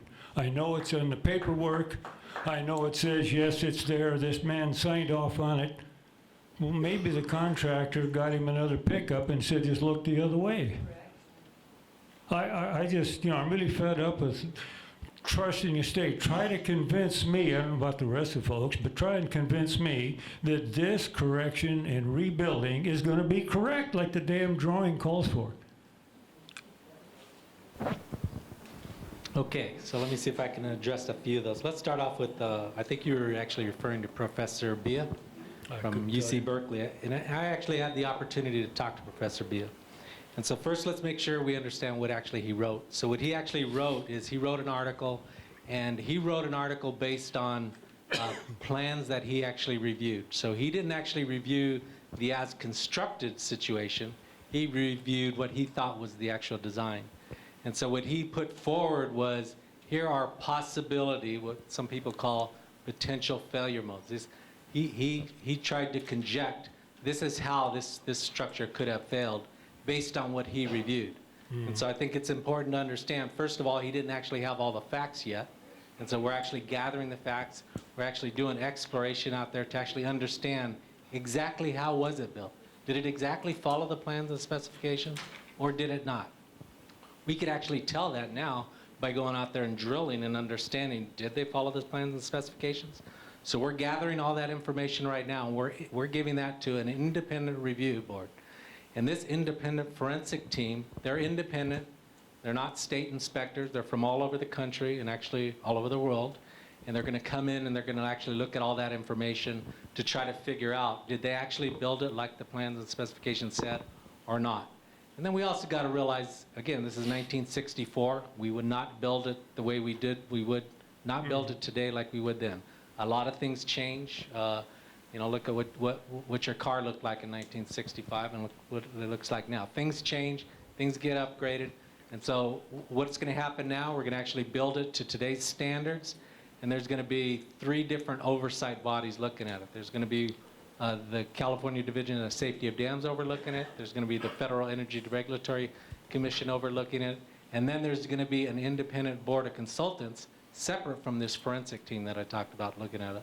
So there are three folks, 3 different groups looking at to see if they follow the plans and Well, specifications. I should have said first, I'm not angry with you folks, I'm just frustrated. Sure. I tried the evacuation, I just live in the south end of Yuba City, took me over 2 hours, I got barely to Highway 20 and over 10th Street Bridge, gave up and went home. But if this great independent group, if they find there are errors and flaws that should have been caught, are any heads gonna roll? Does anybody ever pay for that price? So that was 1965. Oh, I understand, but I don't see things happening. I'm going to shut down here in a minute. I just don't see people's heads rolling when they, government and all, when they make serious errors. I don't see anybody canned or laid off or, anyway. All right, I think I'm done. Thank you for your answers and tolerating me.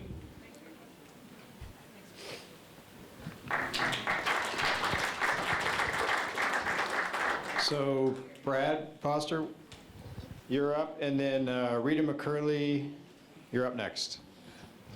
Let's make sure we raise this up for you here. Brad Foster, Yuba County. I've talked to you before. You're in recovery mode. We're still in emergency mode. I lost an acre this weekend. It's the way you're running your dam. You don't listen, or you don't have it figured out. How much can you release out of the bottom of the dam if everything's working? I'm asking a question. If everything's working, how much can you release out of the bottom? It's about 15,000 CFS out of the plant and another 4 out of the river valve. Okay, the river valve. That's our problem. I've been told it's been out of commission for years. We're just getting it running today. Now, if the river valve been working this whole time, which I don't believe it has been, whether you guys say it has or not, I've had conflicting answers from your own department.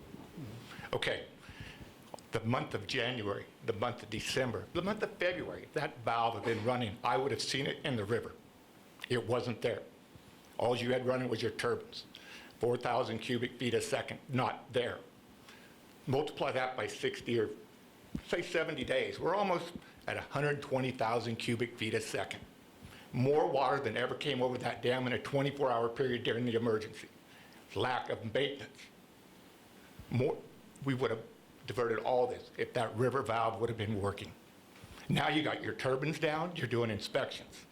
You drop the water so quick it caves in our banks.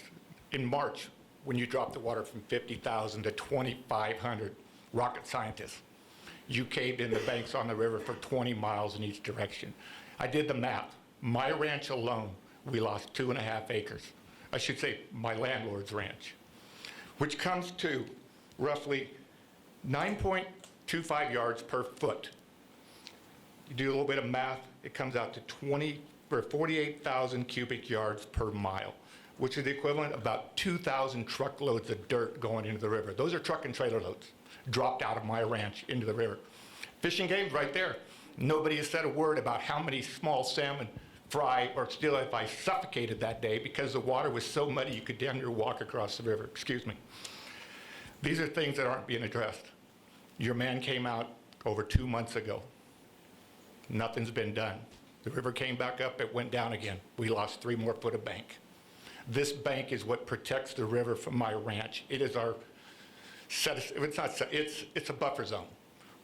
It has 100-year oak trees. It has, do you guys realize how long it takes to grow a 100-year-old oak tree? You took it away from us. In places we lost 25 feet. Now when we farm our walnuts, what's to protect the river? You're taking it away from us. We're required to have this. So Sunday, and I don't mean to throw anybody under the bus, it's been the best striper season on the Feather River. Last week, you guys raised the river to 41,000. Saturday, you decided to drop it back down to 36. Fresh soaked banks. 200 boats on the river catching the best stripers they've ever had. We lost another acre, 10 foot for a mile. The wave action just tore the bank up. I had the Office of Emergency Services out Monday morning. They couldn't believe what they saw because they were out there in March. The added damage. Our pumping stations were pulled in March. It broke the 14-inch steel pipes off flush at where it's left off. My pumps are in the river. I don't know when we're going to see them again because you guys don't really know when you're going to have things figured out up above us. So now I go look, that pipe that was flush with the bank is hanging 12 feet out in the air. So I lost 12 foot of bank there. That was this weekend.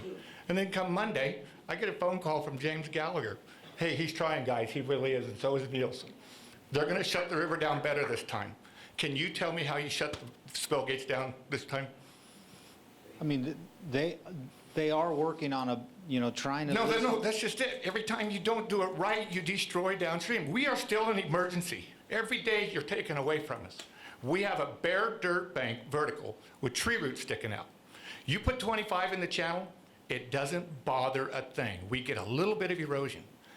But then when you turn it off to 7,000 overnight, it pulls them in again, and we lose 10 more feet.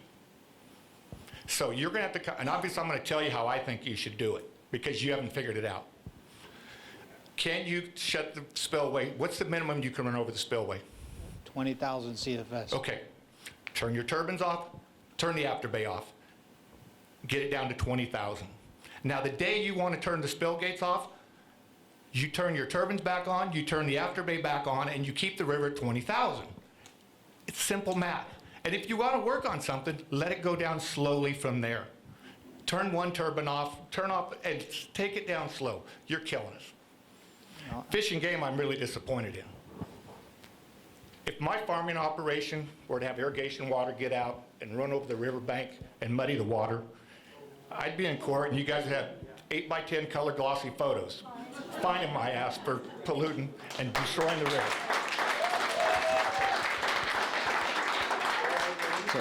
So Mr. Foster, what, do you have more questions? No, that's it. I mean, you people need to contact the farmers in the river right now, this week, and tell us your plan, and let us give you some input on what it's going to do to our livelihood. If you bring the river up and it's 100 degrees, we're toast. If you can see an 80-degree week and you're going to have to bring it up, that would be better.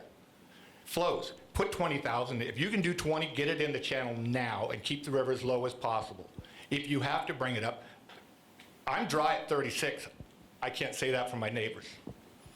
But if you have to bring it up, make it the shortest time possible. Don't tell us we're going to leave it open until the snow quits melting. Okay. You're killing us. And it's because your toy's broken, and it has not been maintained.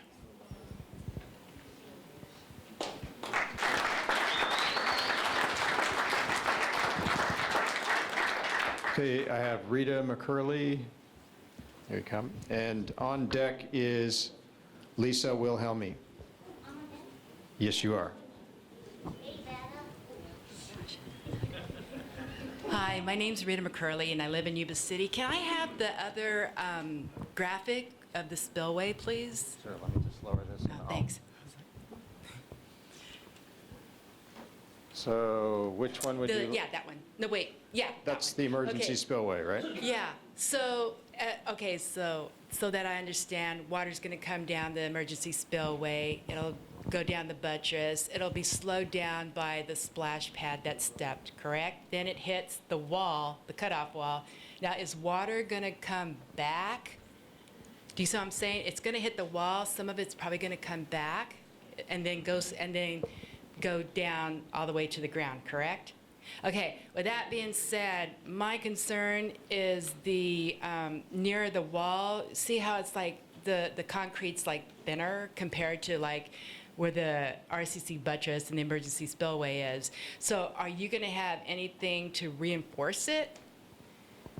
Like what? So let me see if I can explain this to you. So let's start from the left. That's the emergency spillway, and that's what's existing. That's that round piece. Right. Yeah. Okay. Uh-oh. In the middle, the button in the middle there. Okay. Okay, this is the existing spillway. You're right. This is that buttress we're going to put. This is RCC. It's called roller compacted concrete. And so roller compacted concrete's actually, it's not new. I wouldn't say it's new, but that's how they, in the 50s and 60s, they used to build the dams with what's called mass concrete. Okay. Nowadays, they build it with what's called roller compacted concrete. In the end, it's pretty much the same. It's going to look the same, but it's a much, much faster way to build dams nowadays. So when we build concrete dams nowadays, we build them out of roller compacted concrete. And so these roller compacted concrete, they're just concrete. You don't put reinforcement in something like a roller compacted concrete. And so this splash pad will be the same thing. It's going to be a massive pad of roller compacted concrete. So that you're right, that water's going to kind of come down. It's going to kind of lose some of its energy here. It's going to come over the top here, and then it's going to go downstream. Now, what about erosion? So now what we're going to do is, so first of all, this is only going to get us partially there. We're going to try to get a lot of this done by November 1st. And it's all about protecting this area right here. That's what we really want to protect. We don't want that rock to eat back and take this out here. Right. And so this is our line of defense. So now we've got several lines of defense. First of all, this is on rock, and it's dug pretty deep. But now we're going to put this wall over here so that if it erodes here, this wall is going to actually be into the solid rock. And so this upper part will erode like it did, but that wall is going to stop it from going back and back and back.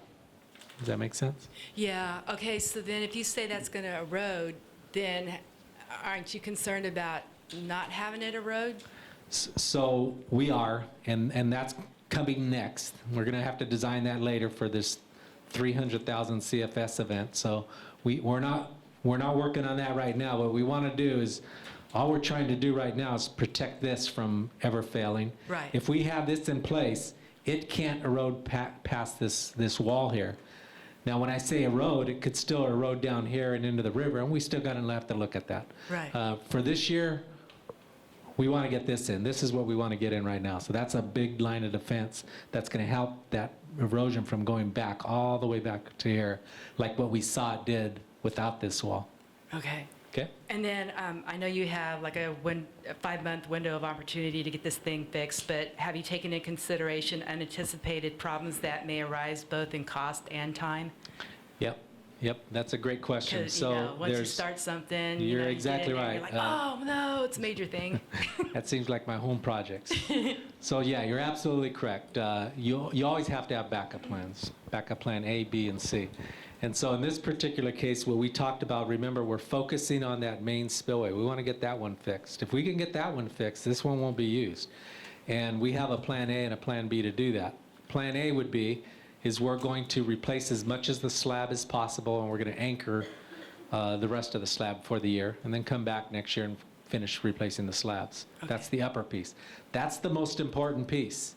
As you saw, if we can keep that thing running good, honestly, the bottom's not quite as important. Now, on the bottom part, though, we have a plan A and a plan B. And the plan A would be finish it to what it looked like before. Right. But if something goes wrong, and there are always something that could go wrong, we think we have enough wiggle room in the schedule, but still something could go wrong that we aren't thinking about. So we have an off-ramp, we call it. And so the off-ramp would be, is we would buttress the end of the upper chute. We would buttress it with this RCC. Okay. Not a whole lot of concrete, but we would buttress it. We'd let it go down and splash and hit that rock and then go off to the side canyon.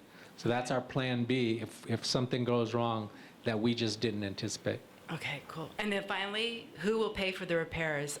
State water project funds or the taxpayers? So the state water, the hope is that FEMA will actually pay for most of the repairs.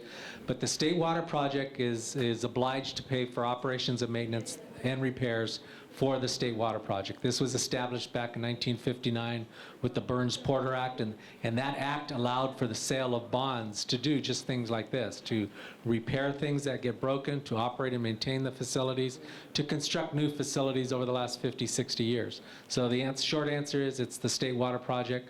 It's the agencies that are part of those contracting agencies. Those are the folks that will pay for this. But we are going to try to get reimbursed through FEMA through the presidential declaration that was done. Yeah, cool. Okay, thanks. You're very welcome. Thank you. All right, Lisa Wilhelmi, you're up now. And on deck is Matt Herbert.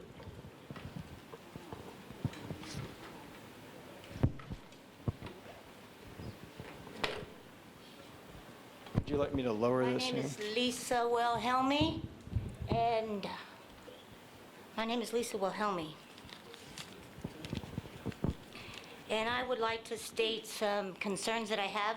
I don't have an actual comment, question, or in a nice format. So what I'm going to do, I've decided, is that I'm just going to read off these notes that I have, and I just want to let it out there, okay? These are my concerns. Oh, first of all, I wanted to tell you, I'm Lisa Wilhelmi. I used to be a state inspector. I used to be.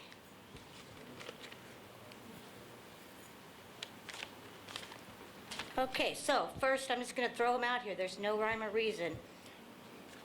Let's see, one rhyme, one reason. You want your card back? No, that's okay. But thank you very much. That looks really nice. I wish I had it better. But in 2005, there was a federal government relicensing agreement. And what this did is that it created a conflict between the Sierra Club versus the congressional districts, or the congressional federal state governments. The Sierra Club voiced their opinion, and they said that trees and concrete equals erosion, and if you undercut, it's going to be a disaster. Congress responded with legislative hearings, lawsuits. There was a lot of legislation lawsuits. In 2006, the engineers for the emergency spillway said that the emergency spillway was safe and stable. It was safe. And at that time, there was problems with that spillway. And those problems at that time could have been fixed for $100 million. But the people, the government said they don't want to spend that money. It's too much. So today, now that $100 million has grown to $500 million. And that's just a rough estimate that they threw out on the news in 2017 after it broke. Okay? So that's that fact. Also, I wanted to let you know that the environmental protection, the EPA versus the emergency response, have different opinions. The environmentalists and the emergency response people have difference of opinions, and it's very complex. California is a state, it's a water state. And the water, anyways, let me continue. Okay, so they differ. The checks and balances, who's seeing this? Who's watching you? Who's holding you accountable? Who checks and balances? The government's goals and objective, who measures? Where's the measure? Where's the measure?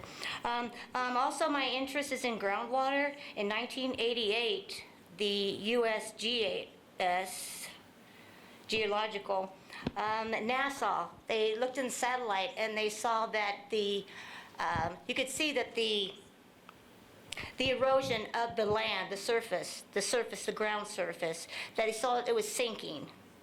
So it sank, and then the water came up. That's all.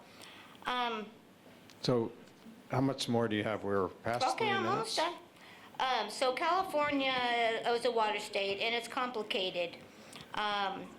Who and how the water is dispersed is complicated. And also, yeah, let me see that card, will you? Just real quick. Let me make sure I got this going. If you promise to be quick, I'll give you that card back. Okay. Oh, this is nice. Okay, I am concerned about the Earth's natural resources and me, us.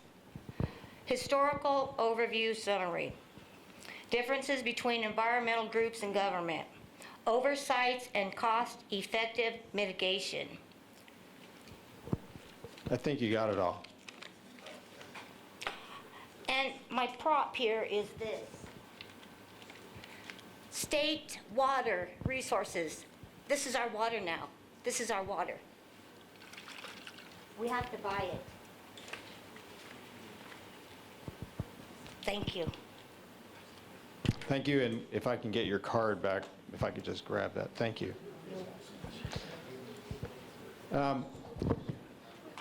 Matt, if you wanted to wait just for a second, Senator Nielsen has just driven again from Sacramento, I'm guessing. Do you have anything you wanted to offer this evening, Senator? Well, folks, Here, let me give you this. I'm mighty glad you're here, and I know that Assemblyman Gallagher does as well. I know you understand that they've just had twins, and that's a very special thing. He needs to be with his family. We have twins too, but they're long past meaning they're older. Glad to be with you here tonight. These are very important meetings for the public to be informed. As this all unfolded over the last several months, in the early part, the communication was bad. I want to thank the department for working very hard to try to make the communication better. There's nothing worse than facing a situation like this and not knowing and being confused.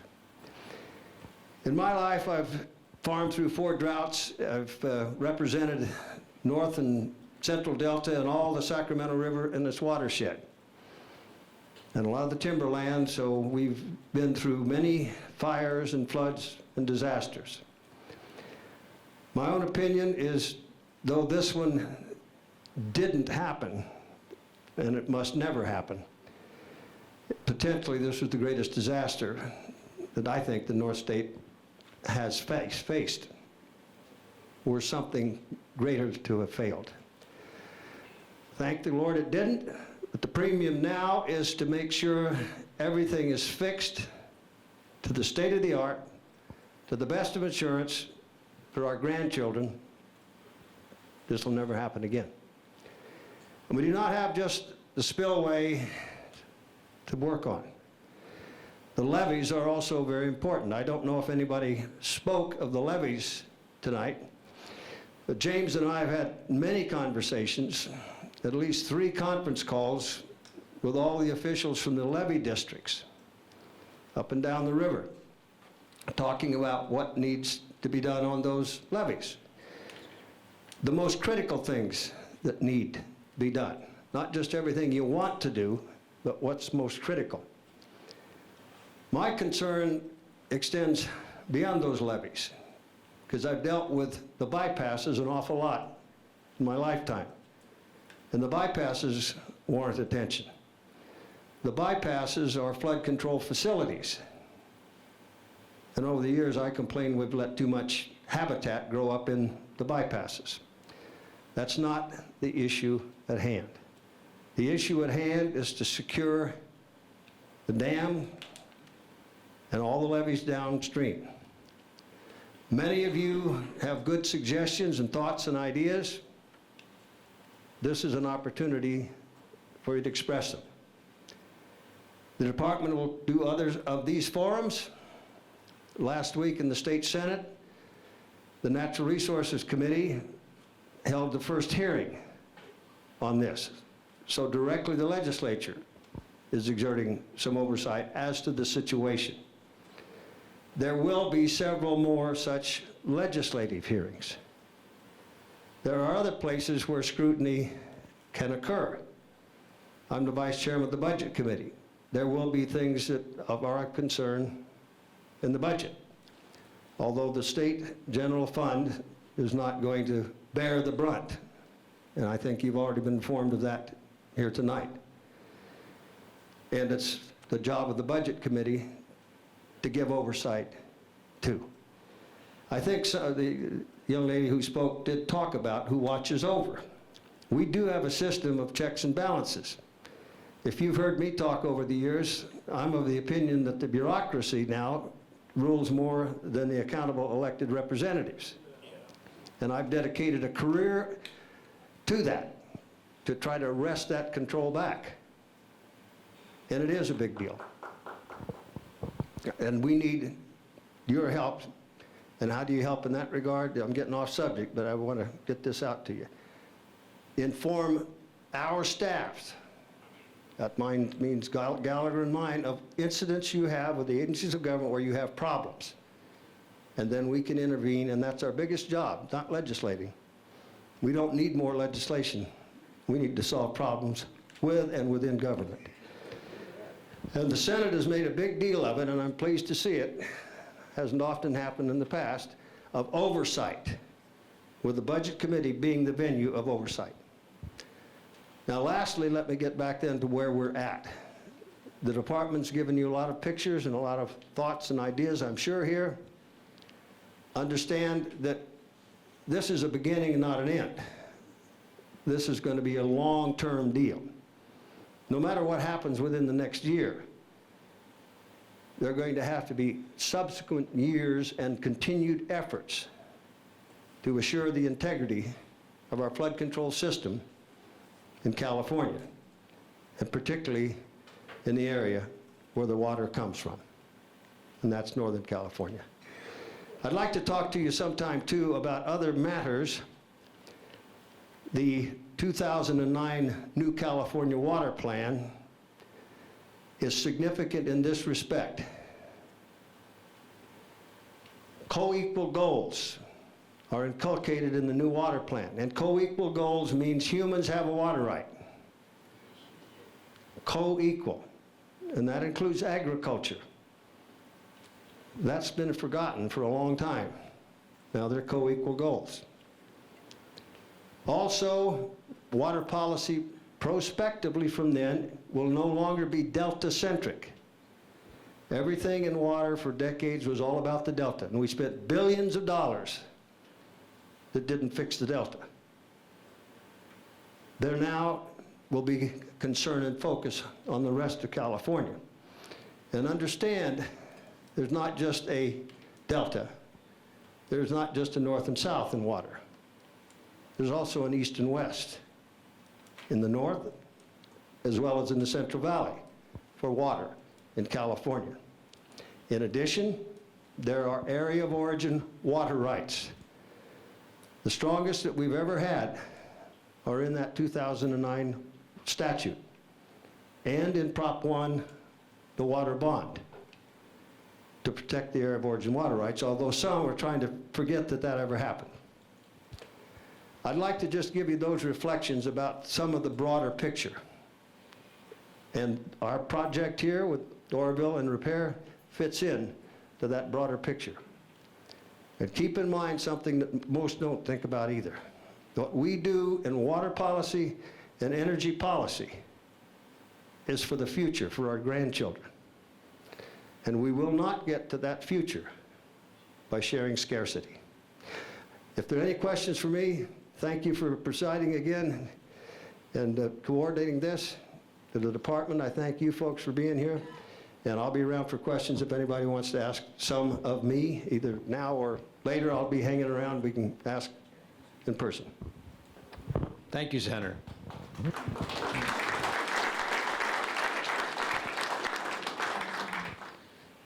Okay, Matt Herbert.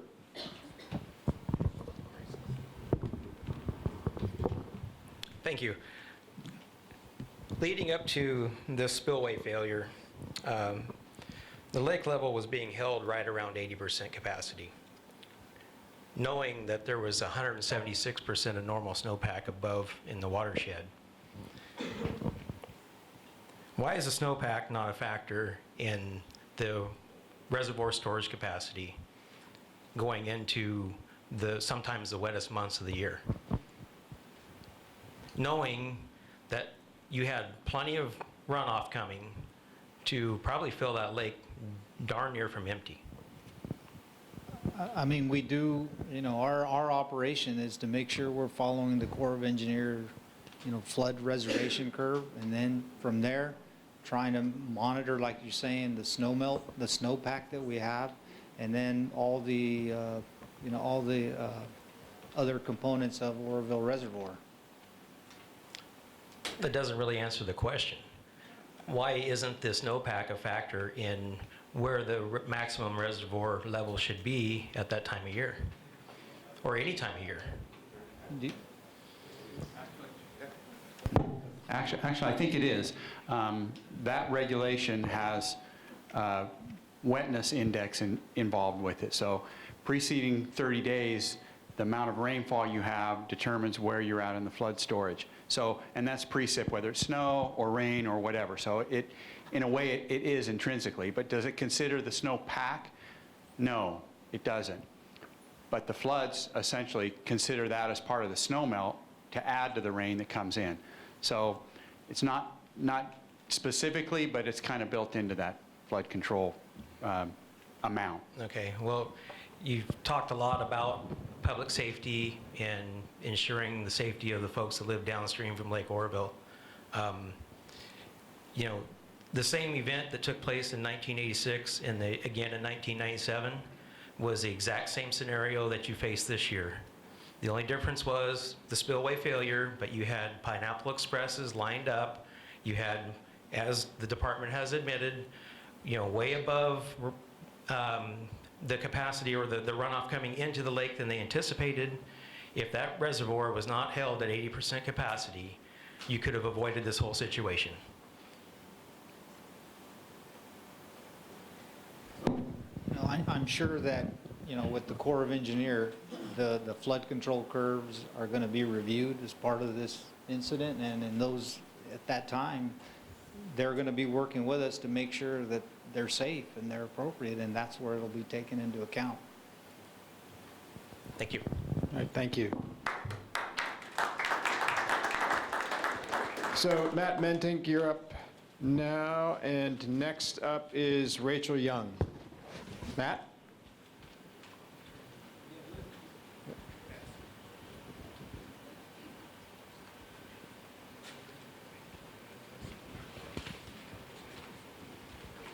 I've had an opportunity to come to a couple of these meetings now, and my concern has been, just as a lot of people's concerned, that of adequate flood storage.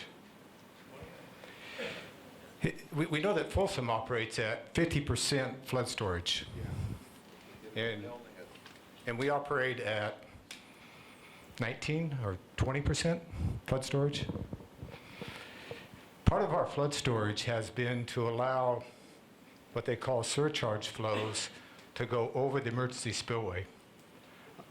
There's a flood pool of 750,000 acre feet. Beyond that, until you hit the top of the emergency spillway, beyond that is an additional 150,000 acre feet, taking us to 900 that the Corps required that never materialized from Marysville Dam. That 150 is to be allowed to spill over the emergency spillway as you shut down the gates on the primary. That's called surcharge flows, to keep the flows heading into the river system at the 150 cubic feet per second that the levee system can hold at that stretch. So part of our manual for 47 years has been to use the emergency spillway that they said they never wanted to use. In doing so, they were forfeiting 17% of our flood space for 47 years. What that causes is panic releases, panic management, because you're operating with 17% less than Army Corps was requiring. Panic releases causes water to be within 2 feet of the levee. I stood at the levee at Peso Road by Live Oak, feeding coffee and chili beans to the crews that were working on it in '86. We were 2 feet from the top. As the water dropped very quickly, that's when we had the levee slouching in Yuba County. If you had adequate flood storage, you don't run it up to the top of the levee, you don't run it down, you don't have levee slouching, you don't have orchard slouching. Flood pool is more than just not topping the levees. So from conversations we've had, it sounds like that we're going to, hopefully, FERC, Army, Corps of Engineers, and Department of Water Resources is going to revisit the flood operation. And I think that should be a public process that we are all invited to participate in, and we look forward to that happening. Thank you. Thank you. I do want to thank him. He brought it up at the Gridley Community meeting, and he brought it up in Oroville.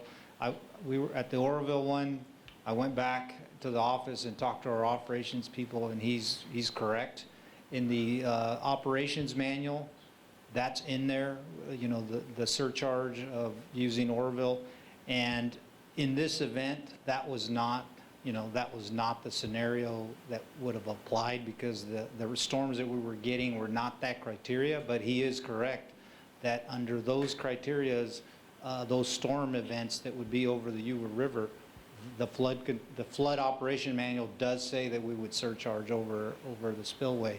Now, Corps of Engineers and the department and Yuba County Water District have a process where they've been managing that, so that event does not happen. But we do need to fix the flood control manual so that it's accurate and it accounts for that 150,000 acre feet of storage that was studied back in 1970s or whenever they put that together. So we did talk to them before. I thanked them for bringing it up, and it is something that we're going to keep researching, and we are committed to making sure that the right flood control storage is in place and the operations manual is correct. Okay, thanks, Joel. So Rachel Young, and on deck is Lee Abinanti. May I use my card, please? Oh, sure. Thank you. Rachel Young. I live in Plymouth Lake. Currently, I'm a veterinary technology student at Yuba College, and I kind of have a animal brain right now. So my question is, what is the current protocol in place, if any, for testing the water quality because of the exposed bedrock from the main spillway giving way? Mainly to ensure the wildlife and the surrounding ecosystem.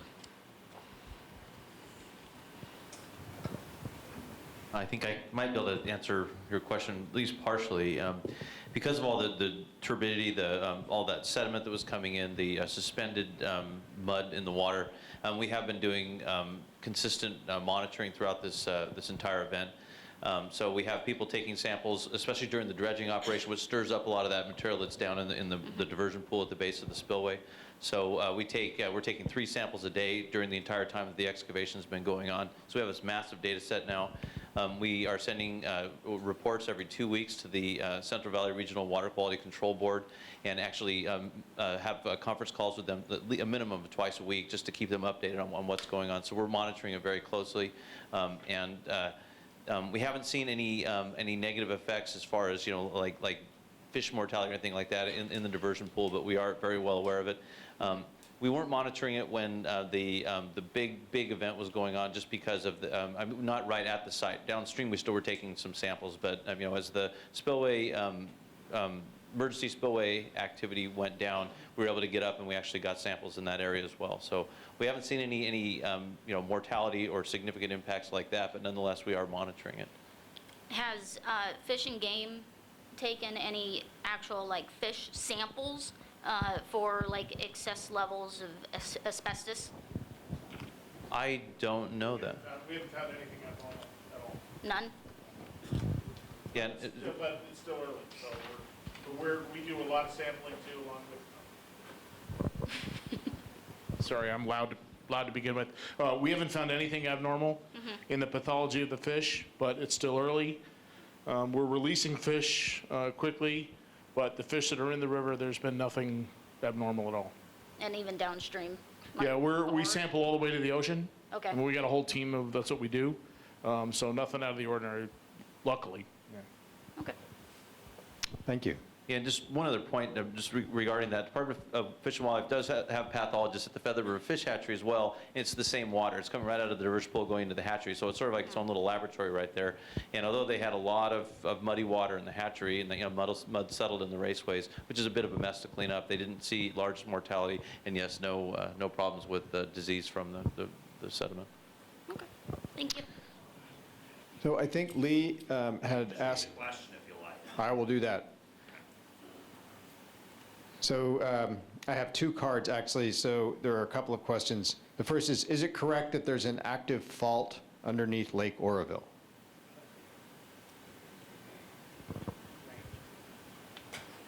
So let's see, an active fault. There's faults all over California. And I think there is a what's called a dip fault.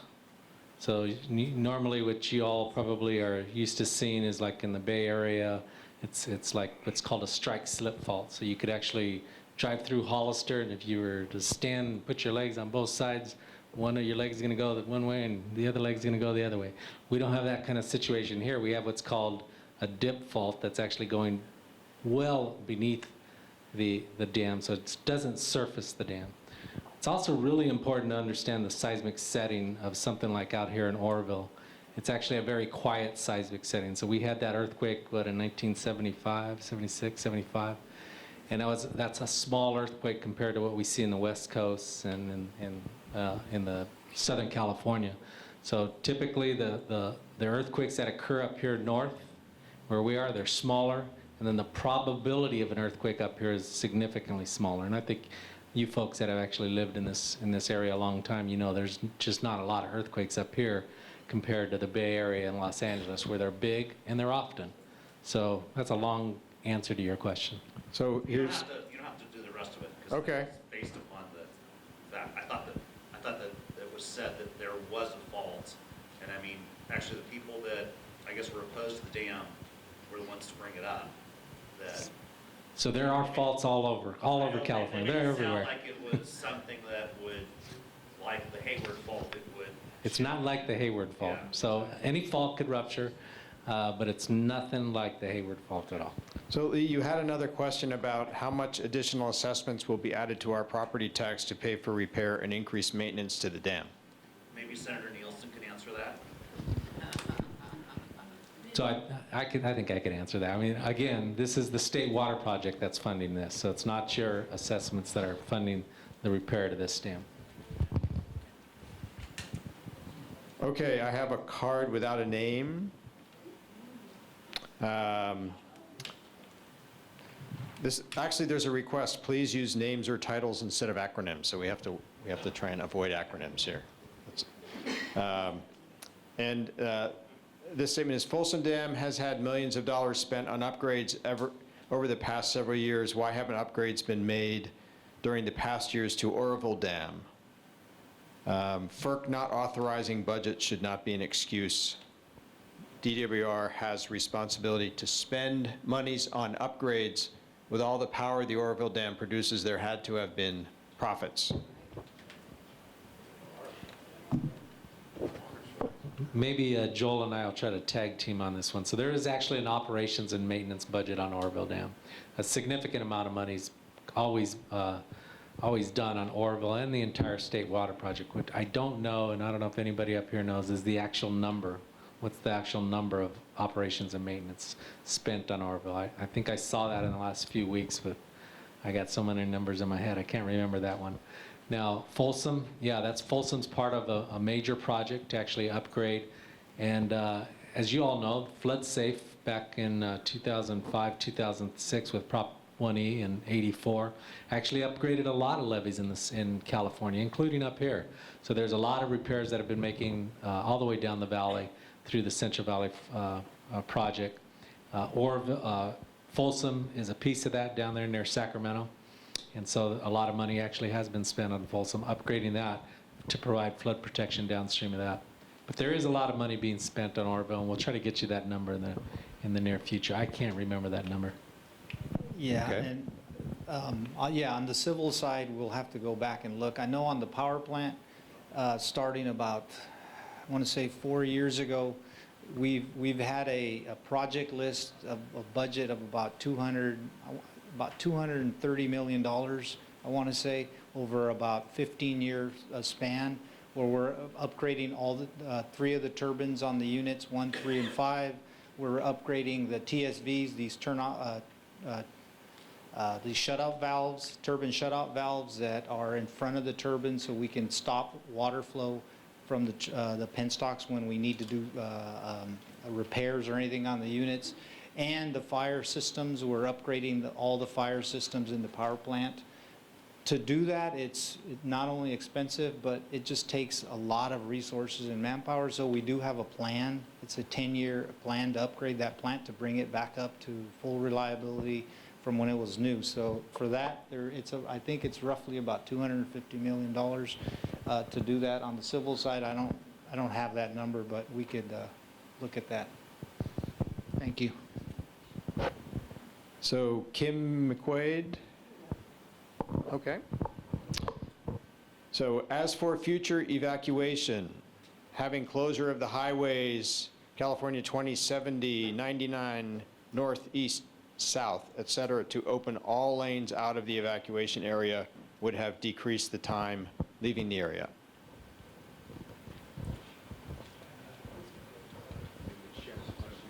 Yes, I think that's probably a sheriff's question. I'm not sure if there's any from the sheriff's office. Someone called the sheriff. Okay. Good evening, everyone. What that's referring to is what's called the contraflow program that we have. The best I can answer that to you, and there's been folks ongoing and repeated and continuing dialogue with the local law enforcement agencies in the Yuba Sutter area, and especially including the California Highway Patrol, very specific to that moving into the future. But I can answer that best by bringing it back to the nature of this particular emergency that we had. All of us in this room are very accustomed to the slow rise river events, where we have projections of water releases and storm fronts coming, and knowing that we're getting to monitoring stage and then warning stage and then voluntary evacuation and then mandatory. And plenty of time to plan and to get resources into place. Implementing a contraflow program requires a lot of resources being deployed well in advance of things going forward. Barricades become part of that as well. And so it's very staff intensive in order to do that and do it effectively. This particular incident that happened, as it's been said here, and you all know it, is an event that we had never experienced before, and I would venture to guess very few in the world have probably ever experienced before. The immediacy of the imminent danger and the threat to life to the Oroville area and the greater Butte County area, and certainly us in the Yuba Sutter area, was now. And I can just tell you guys, I got invited to this event on February 12th, like all of you, and prior to that, even to the 7th, with the initial compromise of the main spillway. Sheriff Honey and I had talked a few times, and we were continuing to talk about things periodically throughout the days between the 7th and the 12th. On the 12th, the very first phone call that I got relating to what was happening was from Sheriff Honey on my cell phone, and saying, we are anticipating an imminent failure of the emergency spillway. And I am evacuating everyone down below the dam. I am being advised that you guys downstream, which is us in Yuba, that you have 6 to 8 hours and the water's coming your way. A number of things are coming into my mind at that time, and I'll get back in touch with you. Folks, I would much rather stand in front of you right now, knowing very well that when I and we made the decision to immediately notify the public to get moving, knowing that not knowing of all the factors in play, knowing that we're already in monitoring stage of our river channels already, and that amount of water, should the worst case disaster have happened, and thank God it did not, was to notify you and get it going. It would be very time intensive. We'd be eating up a great deal of time to get the resources in play in order to get those contraflow things going.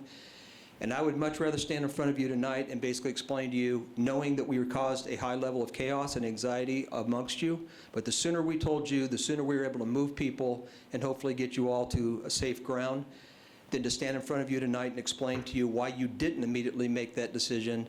And then you can fill in the blank of the potentials of, Sheriff, now explain to me why 5,000, 10,000 lives of the Yuba Sutter area were lost because you didn't let us know immediately when you had that scenario put in front of your lap right then and there. And I'm telling you guys right now, we are planning in the future. We are actively moving forward and looking at and reviewing our evacuation plans in the Yuba Sutter area. We are looking at how we can better have control over the choke points moving through.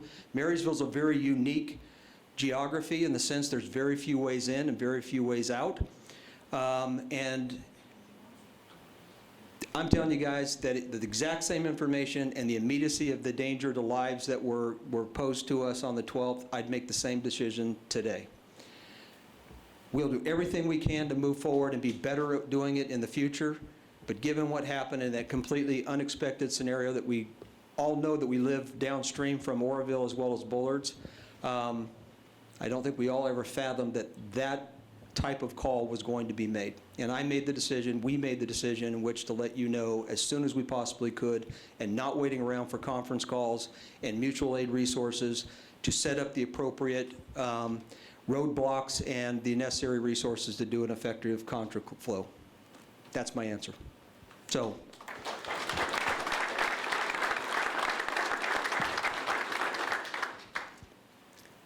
I'm getting a whole lot of questions that aren't on cards, so how do you handle this? I think I need people to be fair to you, okay? I'll be around if you guys want to catch me on the side, okay? Okay. All right? Okay, thank you. All right, thank you, Sheriff, very much. Let me pipe in here just a minute, folks. Our law enforcement and our emergency responders cannot get enough praise, but particularly our sheriffs. Particularly our sheriffs, and James and I have dealt with all of them, many, many nights after 11 o'clock at night. And there's a term I've coined called the splendid loneliness of leadership. Leadership has its merits and values that you can help a lot of people, but it's a terrible burden. And through this, they have had a terrible burden squarely on their shoulders to make these decisions. And when they have called me, as they did, and Honey called me just like he called Sheriff Durfer, I said, Sheriff, I back you all the way. I'm with you. You make that decision, and not only backing you, I'm praying for you. Now, one of the things that's plus about this is they've all reviewed the evacuation plans and the eventualities to improve. I believe that under the circumstances that they had this been a disaster, they'd really been able to do the best they can with their plans at the time. But now they are even better, and we all should have comfort in that.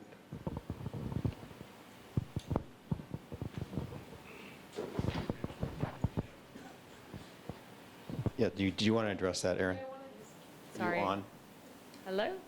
Yeah, you're on. Thank you, Senator Nielsen, for that. And I wanted to address the question about cost and amount of money spent. So significant repairs to the gated or main spillway were done in 1997 and 2009. In 1997, the contract amounts were $340,000, and in 2009, it was $776,000. The average annual expense for maintenance and operating was $20 million per year over the last 5 years, and there have been $30 million in additional cost over the last 5 years in capital improvements. Okay. So is this your card? Did you want to read? There you go.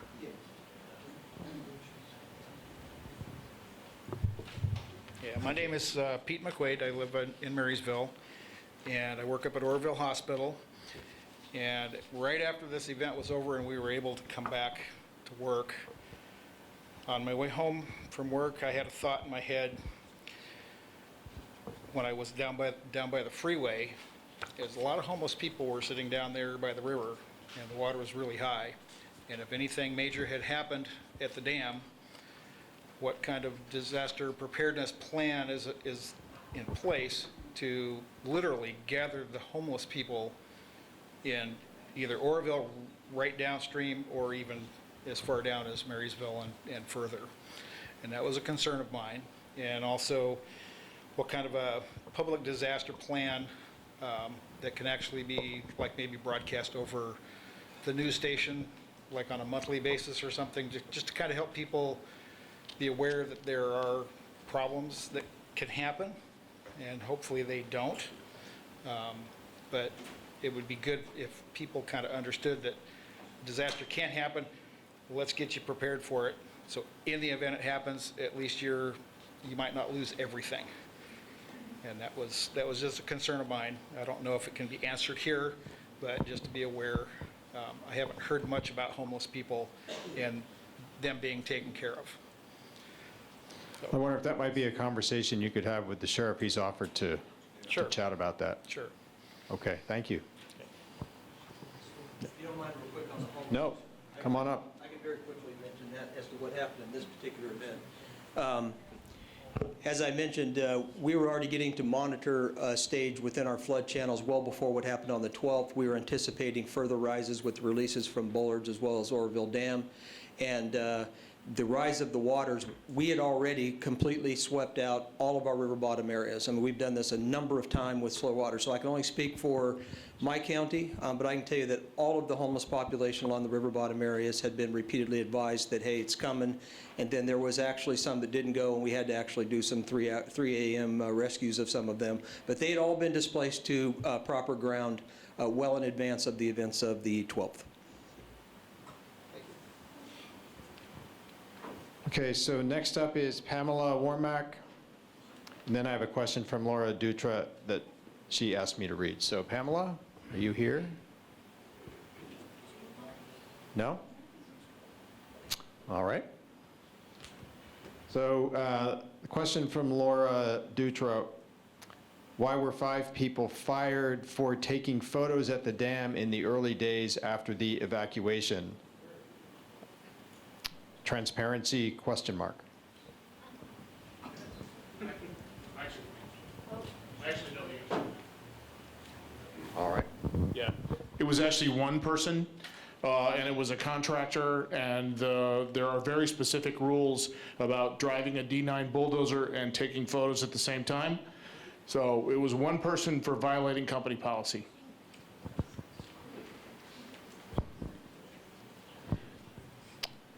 Okay. Safety issue.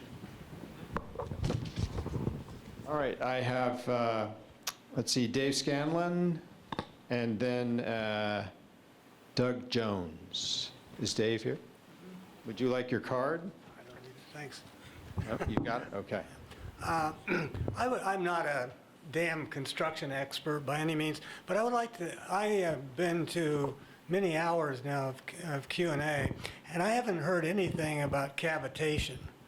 And was the dam set up, and it could have been retrofitted, for cavitation problems?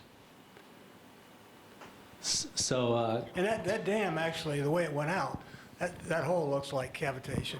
it's hard to tell if it's cavitation or not, and so cavitation is certainly an issue, especially when you're talking about such high flows and extreme velocities like what we have in Oroville Dam. So Dave, can you explain what cavitation is? So cavitation is a process of, and I'm going to try to talk to you in not engineering terms. That's why I didn't want to explain it. It may not be possible. So what I'm trying to explain is the water's coming really fast down the chute. The velocities are really high, and because of that, it could actually chew up the concrete. Yeah. And so typically, what you never want to see is you don't want to see a bump in the concrete as you go downstream. And so was cavitation the issue or not? Well, that's what we're going to look at. I mean, a lot of folks have a lot of opinions of whether cavitation was the issue or not. The forensic team's actually going to look at that, and they're going to have a strong opinion. I think you're going to see them with a strong opinion on whether it was or not. And I'm asking too, in the fit, the retrofit that you guys are doing now, is cavitation being? Okay. Oh, absolutely. So Okay, you learn. You absolutely. Well, I'm not saying cavitation was the issue here. So let's wait and see what happens there. It smells. But yeah, absolutely. When you design a spillway, we've known about this for years. We've known 50 years. So yeah, they actually designed for it back then. To be honest with you, there's no excuse for not retrofitting. No, and they designed for it back then in the 50s. Yeah. Okay, that's all I have. Thank you. Thank you. So Doug Jones, you're here. And up next is Bill, is it Simon? That's it. Okay. Did you want, here's your card. Sure, thank you. My name is Doug Jones. I'm a professional engineer. And my question has something to do a little bit with the cavitation, but also asking about replacement of concrete on Oroville Dam on the spillways. On our state highway system, we have axle loads from trucks. We know that when enough trucks go across concrete pavement, it eventually fatigues the pavement so that it fails and cracks.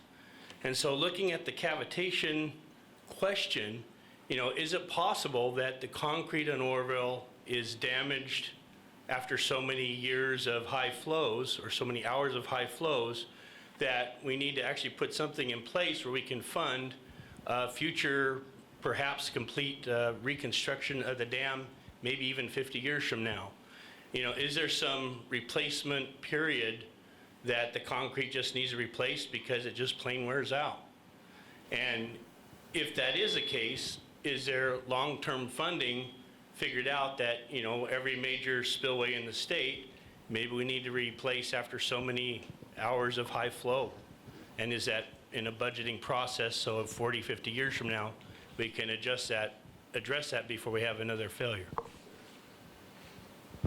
Okay, so let me try to answer the question. So first of all, let's first talk about Oroville, and is there funding to actually continue to maintain the spillway or anything else in Oroville? And the answer is yes. Or even replace it. Or even replace it. And the answer is yes, and that goes back to that when I talked a little bit about the Burns-Porter Act and how the financing was actually set up to operate, maintain facilities such as Oroville and the entire state water project. So absolutely the funding's in place.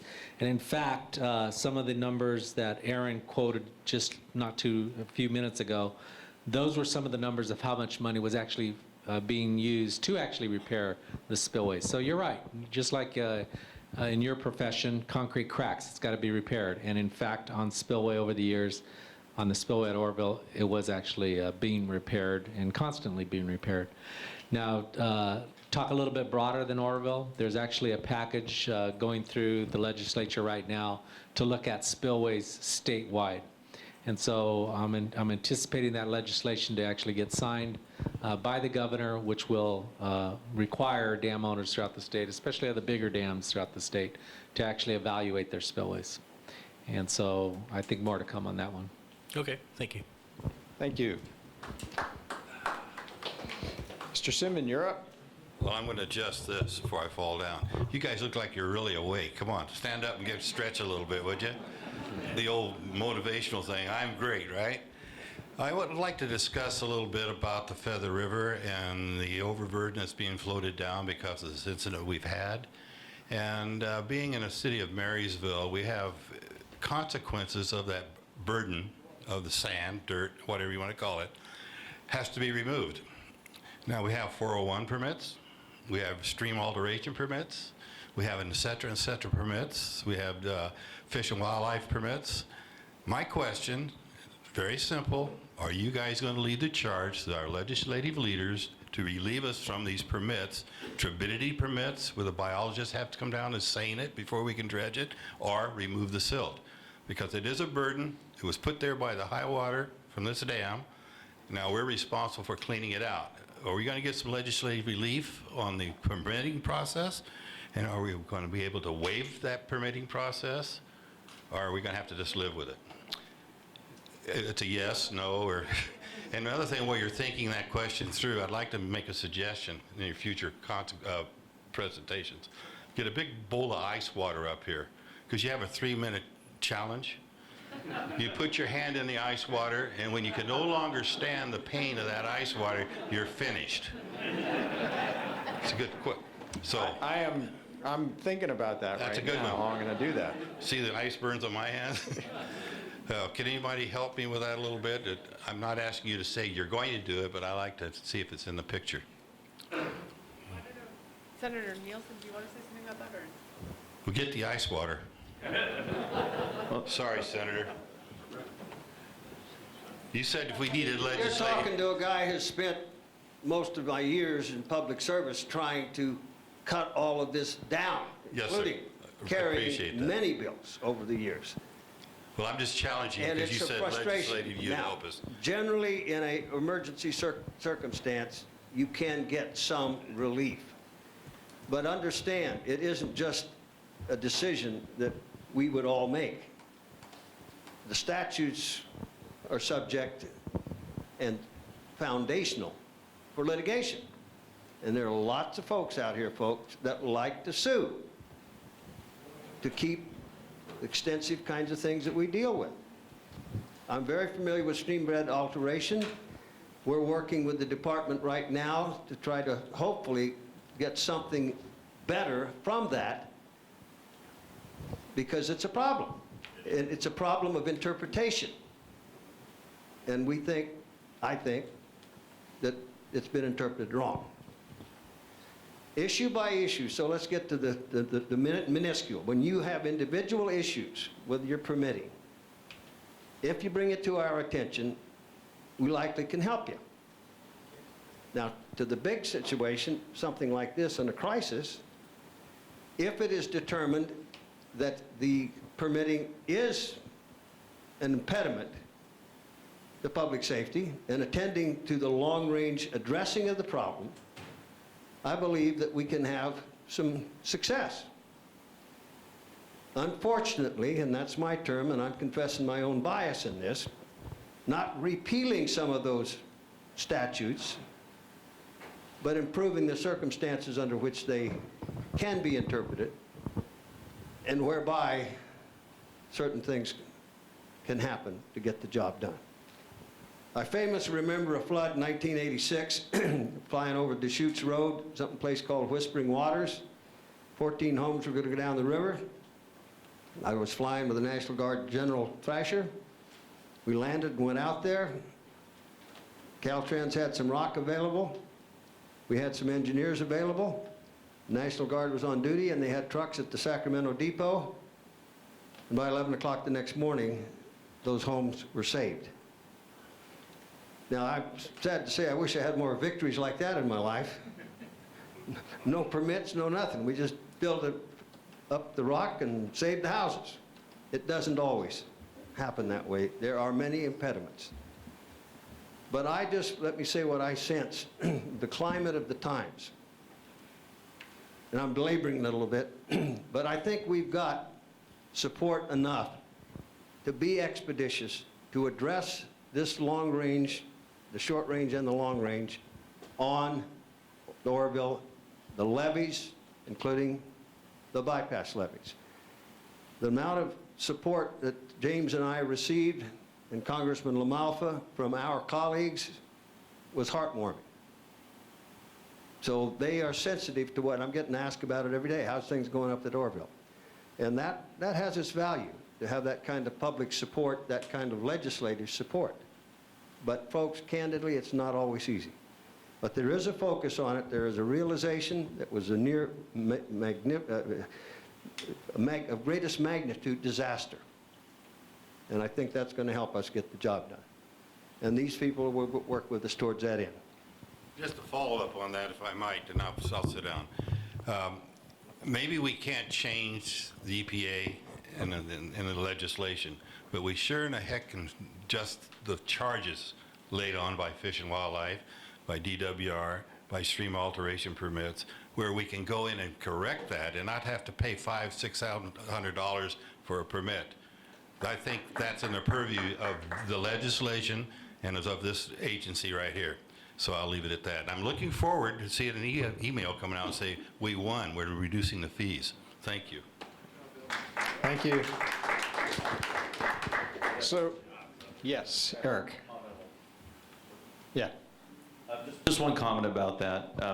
DWR is subject to those same permits as well. We pay the stream bed alteration fees and, you know, the water board fees and everything else. So just, you know, we're not exempt from those things, and we don't have the authority to exempt ourselves. During the emergency, at what went on at the dam, that was a different matter, as Senator Nielsen said. So, you know, we had the authority, we used it, you know, while at the same time we did what we could to protect cultural resources, Native American sites. There's a bald eagle nest, so it's right there. Actually, they hatched a young. There's an eaglet in the nest right now, so you know we were able to protect that tree, and you know so we did do some things to protect the environment. But you know, and we got support from the Department of Fish and Wildlife and from our federal agencies as well through that process. But so anyway, so I want you to know that DWR is subjected to those same permits. I hope you're not comparing your budget to Marysville's budget. No. Okay, so I have a card from Tim Marr, and then I think I'm pretty much out of cards. Is Tim here?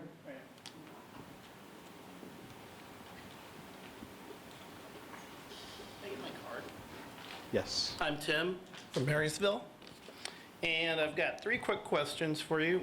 As far as, is there a manual override to control the main gates in case of a power failure at the dam? There is a manual way to open the gates. Yes. Okay, so you can control the gates in case the power's... Yes, and that was, we had all those contingencies in place. Okay, and the second one is, what criteria are you going to use for future evacuations at Oroville Dam? I mean, is there an elevation at 960, we're gonna get this, at 975, you know, rather than, because last time it was like, you got 40 minutes, run. I mean, that's not a plan. You know, anytime we come close to the emergency spillway, is it gonna be, all right, you got 3 days to get out? So I think that's more of a sheriff question of how we're going to actually evaluate the... Oh, okay. All right. So there is going to be there's going to be a scenario that we can't talk about because we don't know what the actual scenario is going to be. And, you know, a lot of the scenarios are the capacity of the levees and things like that. And so it is based on predictions of flow going through the reservoir, down the river, the capacity of the levees and things like that. Is that your question? No, I'm just talking about, okay, it's still the emergency spillway. That's my main issue, because that's just an uncontrolled flow. You can't control it, I can't, you know. Oh, I got you. I think I got your question. 3 more Okay. storms, if we got hit on the 12th, the 3 more storms, it would be a completely different scenario, because you couldn't have controlled it. Even if you opened up the main gates all the way, you still would have 4 feet going over the emergency spillway, no matter what you would have done. Right. So we're going to have to look at the emergency action plan that the sheriff actually does. He's the one that's going to make those calls. So it's But I still think- just an instant. Well, you have, it's such a specific scenario. In other words, what if the elevation is at 890 and there's no more rain anymore? Yeah. Would you call an evacuation? Well, I would hope not. But if it's at 901 and you see you're predicting another 190,000 CFS coming in, well, I think you would. So I can't really give you a scenario like, is it a particular elevation? It's a little bit more complex than that, than just being able to tell you exactly what's the right elevation. I Yeah, hope because that when helps. you got 200,000 people to move, Right. you know, just somebody has a hunch one way or the other, that's not going to work. Yeah, I think we should work with the, You know, like at least we have a flood stage and an evacuation stage, but here it's like the dam's going to break. You know, that's not something we can operate through. You know what you see, it's just, 'cause it was just, it's either working or it's not. There's no in between with this dam now. The other thing a little bit confusing here, what caused the evacuations was not necessarily the elevation of the water level. What is the erosion of the rock going towards the spillway. If there was no erosion, 12,000 CFS over that was not going to cause additional flooding downstream. So again, it's very site-specific situation that we have to kind of evaluate. Okay. So I think there may be a little more perspective here. So I'm Brianna Schutte. I work for Yuba County Office of Emergency Services, and I'm hoping that I can kind of help answer your question that I'm hearing. The question that I'm hearing is, at what point are we going to evacuate again if for some reason there's water spilling over the emergency spillway? When we activate our emergency operations plan, we actually do have a plan that is a slow rise flood plan. That has been something that we have worked on over the past several years to build. There's been, we've actually contracted with some people to do some studies and develop trigger points that we have based on the Yuba River, the Feather River, Bear River, and Dry Creek as well. So when those points actually hit a certain water elevation is when we actually, on our slow rise flood plan, make the determination that we need to evacuate. So you may have seen in January and February, Simpson Lane, D'Antoni Road, we evacuated a lot, okay? That was based on our water elevation that it reached on the Yuba River at Daguerre Dam, okay? And so it's Yuba River at Marysville if you're looking at our CNRFC, which is the California National River Forecast Center that they put out. So it's predicted out, and typically they give out predictions when we have high water events every 4 hours. So we check those and we're monitoring those every time they update consistently in our Emergency Operations Center when we have it activated, And so when we actually reach a forecast on our river that we have outlined on our actual plan, that's when we get together with the sheriff's office, and if there's a need to evacuate, we will make that call. So does that kind of help? Yeah, answer it your does, question? but it's kind of like we're dealing with a tsunami instead of a flood. You know, it's kind of like, that's just how, you saw what happened in Fukushima, when the earthquake hit, it's just boom, and you've got the city of Oroville coming now through Marysville and everything in between. It's a whole different than, the water's creeping up, look at the levees, look at the boils. This is not just, this is avalanche and tsunami stuff. Whole different situation we're dealing with. And, that leads into my third question is, does the state of California now protect downstream communities like Marysville, Gridley, Live Oak, and all the way to Sacramento for a massive water event, as opposed to, bypasses aren't going to do anything, and levees aren't going to do anything for this. This is just water's going to go west and then it's going to go south. It's going to hit the Sacramento River levees and then it's going to go down towards Sacramento. That's all we've got. I mean, is there a protection that the state of California is dealing with the tsunami type event in the valley, a man-made tsunami? John. Yeah, my name is John Pass, Chief of the Flood Operations Center. Work for the Department of Water Resources, and I hear your question. And what is the response when this, as you described it, tsunami or avalanche type of event happens, and the response is evacuate. That's, I mean, the priority is life, safety, and property. There's, I mean, that is ultimately, when it comes to the end of the line on residual risk management, that's the last trigger, and that's to get people out of the way, get people out of harm's way as safely as you can. I mean, I can tell you that we're working closely, continually planning with the levee maintaining agencies in this area and throughout the state, your county emergency managers in this area and throughout the state, to reinforce and build more robust flood emergency response plans, more robust training and exercising, and more flood materials and supplies in place to help respond to flood emergencies. But like you said, if there's nothing that the system, if it exceeds the capacity of the system, and as talking to Mr. Simmons previously, the capacity of the Feather River here through between Yuba City and Marysville is about 210,000 cubic feet per second. If there's 400, 500,000, some crazy event, as you described, coming down the river, people got to get out of the way. Yeah. No, I guess that's my question. Yes. And I think Cindy may have. Yeah, just to maybe talk last final words on, to kind of echo what folks here have said, and I'm going to say this, but I don't mean this lightly. There's a lot of lessons learned, right, out of this experience and this incident. I know we've touched upon a few things like spillway design, where are we going with that with modern standards compared to the way it was constructed originally. But this to me falls in that category. This was a different scenario, right, than the slow water level. There are plans for that. But I think I just want to say that I think this is one of those facets where we've got to work very closely with the local emergency response agencies and law enforcement and build this into the plans we already have.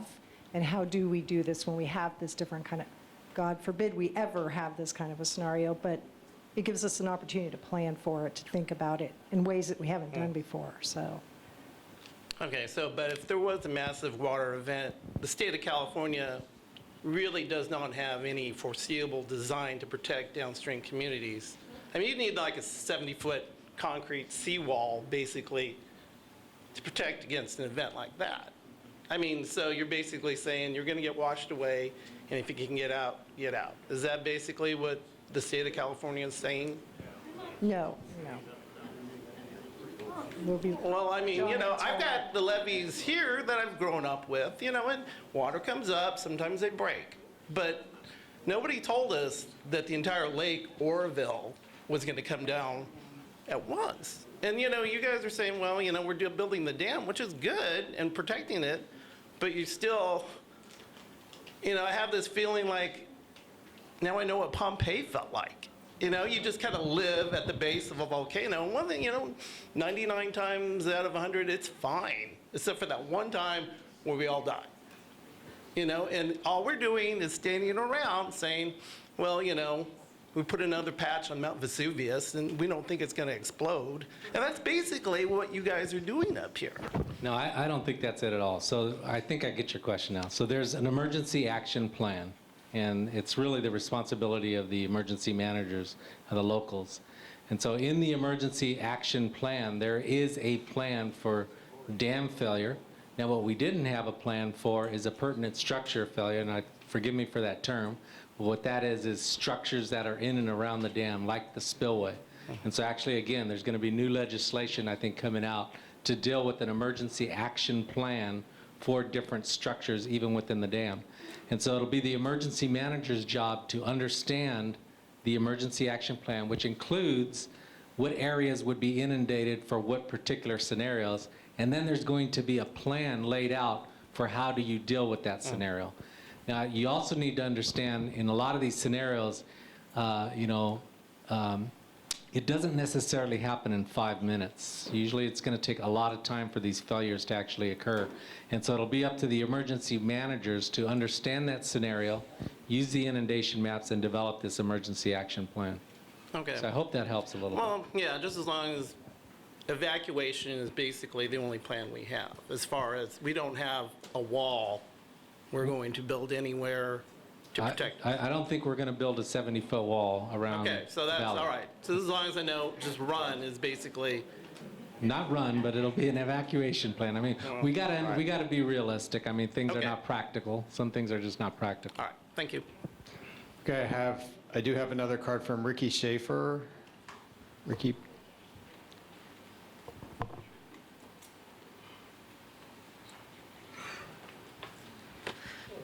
I'm Ricky Schaefer. I'm the CEO of the Yuba Sutter Chamber of Commerce, and just have a couple of thoughts in regards to some of the things that were already mentioned from the public in regards to, and perhaps maybe some responses that didn't go quite far enough, and so recommendations in regards to how some of those things could be considered from answers you've already given, and then taking them forward. So quickly, the first one in regards to the inspections and the maintenance. Well, something didn't work there. Either the inspections process either failed, because if you're having 2 to 3 inspections a year, and we had a failure of the spillway, then either the inspections were not what they should have been, or the maintenance wasn't. It's one of the two, or it's a combination of both. And so in regards to when people get up and they ask about that, when you're talking about how we communicate with the public and transparency, one of the things that I know I'm waiting to hear, and other people in the public, is that yes, this did happen, we did have an inspection, yes, there was maintenance, but guess what? Both of those together were not sufficient. And so the fact that we recognize they were not sufficient, when we're planning past our recovery point, we are looking and addressing that, and this is what we're doing to correct that, to make sure that our inspection and our maintenance are both what they need to be moving forward in the future. That's one. The second is that as we look at the team who's involved in the recovery process, the repair and recovery process, and it's a very robust team that is put together, because we know this is a complex and involved issue. However, especially, I hope that you're understanding as you go through these town hall meetings and you're hearing from your community members that they're either not present or they're not actively involved. You're missing a really important component to your team, and that's agriculture. So that your multi-pronged process of how you're looking at your recovery and your repair, and how you're doing all of your water flows and releases, that it affects more than the fish and wildlife, that this is an agricultural community, the lifeblood of our economy, and many individuals, as you know, are based on agriculture, and what you're doing and the decisions you're making during this recovery and repair are having an immediate effect, and an effect that we'll see as a community long into the future. And so that voice at your table, there should be whoever identify who that right person to represent the agricultural community that's going to be able to understand and say, hey, no, there's a flaw in your plan. There needs to be a course correction here because you're not taking into account how all these things that you're talking about are going to affect the agriculture industry. So that's the second. The last is reacting to situational circumstances. So we heard from several people who, I have to say, I was really impressed with some of the thoughtful and considerate questions and comments that came up and the level of knowledge. One of the things that really stood out to me in regards to a person had made some comments in regards to snow cap and releases that have happened from January to date, being able to adjust accordingly, understanding that there is going to be some significant differences in outflow based on what we're seeing. And the response that I heard come back was based on our manual and the Corps of Engineers, we were acting based on our process. In business, you know, you can project and you can forecast, and if you can clearly see that your projections and forecasts at A and B are not going to equal C, then you know that you need to make an immediate course correction. So where in your process is the override switch? That our manual says this and this person says this, but everything that we're seeing tells us something quite different. So it tells us we need to go off script, out of the manual, and we need to come up with a new plan quickly and adjust. Otherwise, we're going to have a catastrophic event.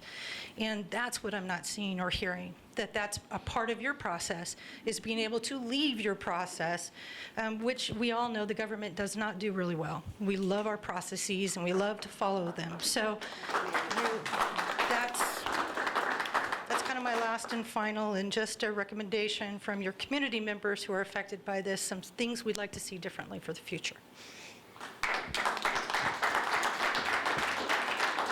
Thank you, Ricky. So that is the last card that I have. Oh, I'm sorry, Erin. Did you give me a card? No. No, I didn't. I want to say thank you very much for your question. I can address one piece of that. On February 24th, the governor actually put out a legislative package to do a couple of the things that you mentioned, including bolster our dam safety inspection process. I think your point is well taken, that obviously something went wrong, and why was this not apparent in any of the inspection processes that happen multiple times a year? The other thing that he, in his legislative package that he proposed, is an expansion of the emergency action plans that we require for dams, as well as the inundation maps to take into account these different failure scenarios. So thanks very much for your question.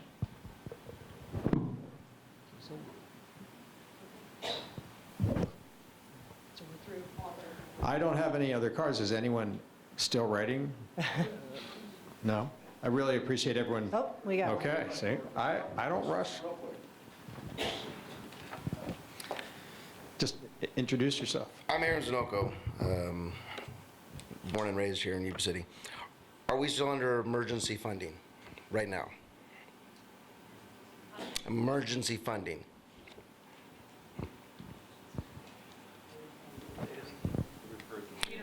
Receiving emergency funding? Yes. Do you want to? Emergency money, yeah. Yes. For how long will that, how much time do you have to spend this money? I don't believe there's a time limit on how quickly we need to spend this. I'm not sure what you mean by this money. I know that the FEMA money or whatever. I mean, is there a time window? You have 6 months to come up with what this totally is going to cost, and then that's all the money you're going to get? No. No. So there's actually the process they're going through right now. So there's been the presidential declaration, and that gives the opportunity to get the FEMA funding. And now the Department of Water Resources is actually working with FEMA to capture that funding. And so that's in the process. Does DWR support sediment removal?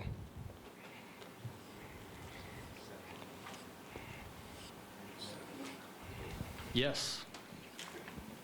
Will you? Okay, that's good. That's all I needed to know. Thank you. All right, thank you. Anyone else? Yes, sir. Add to the one that I had, just another quick one. Okay, if it's quick. All right. I'd like to know what the design is for fixing the cavitation problem. Obviously, I would think maybe there's going to be, some kind of wedge or ramp, and then there are various characteristics of those. Could you delineate that, if you would?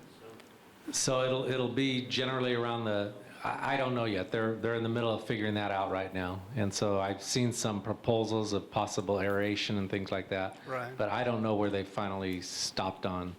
And but I do know, it's something that would be addressed. It's typically addressed in spillway design. Okay. Okay. Now, you asked a bunch of questions. So what do you have your hand up for? I just want to know if they can stop dropping the water like a rock. I mean, if you look at this, this is how you drop the water. Why can't you just let it down gently so we don't tear everything up? In the same way with letting it out. I come up there and do it for you if you like. I can do that manual thing, I'll bet you, and get it out there.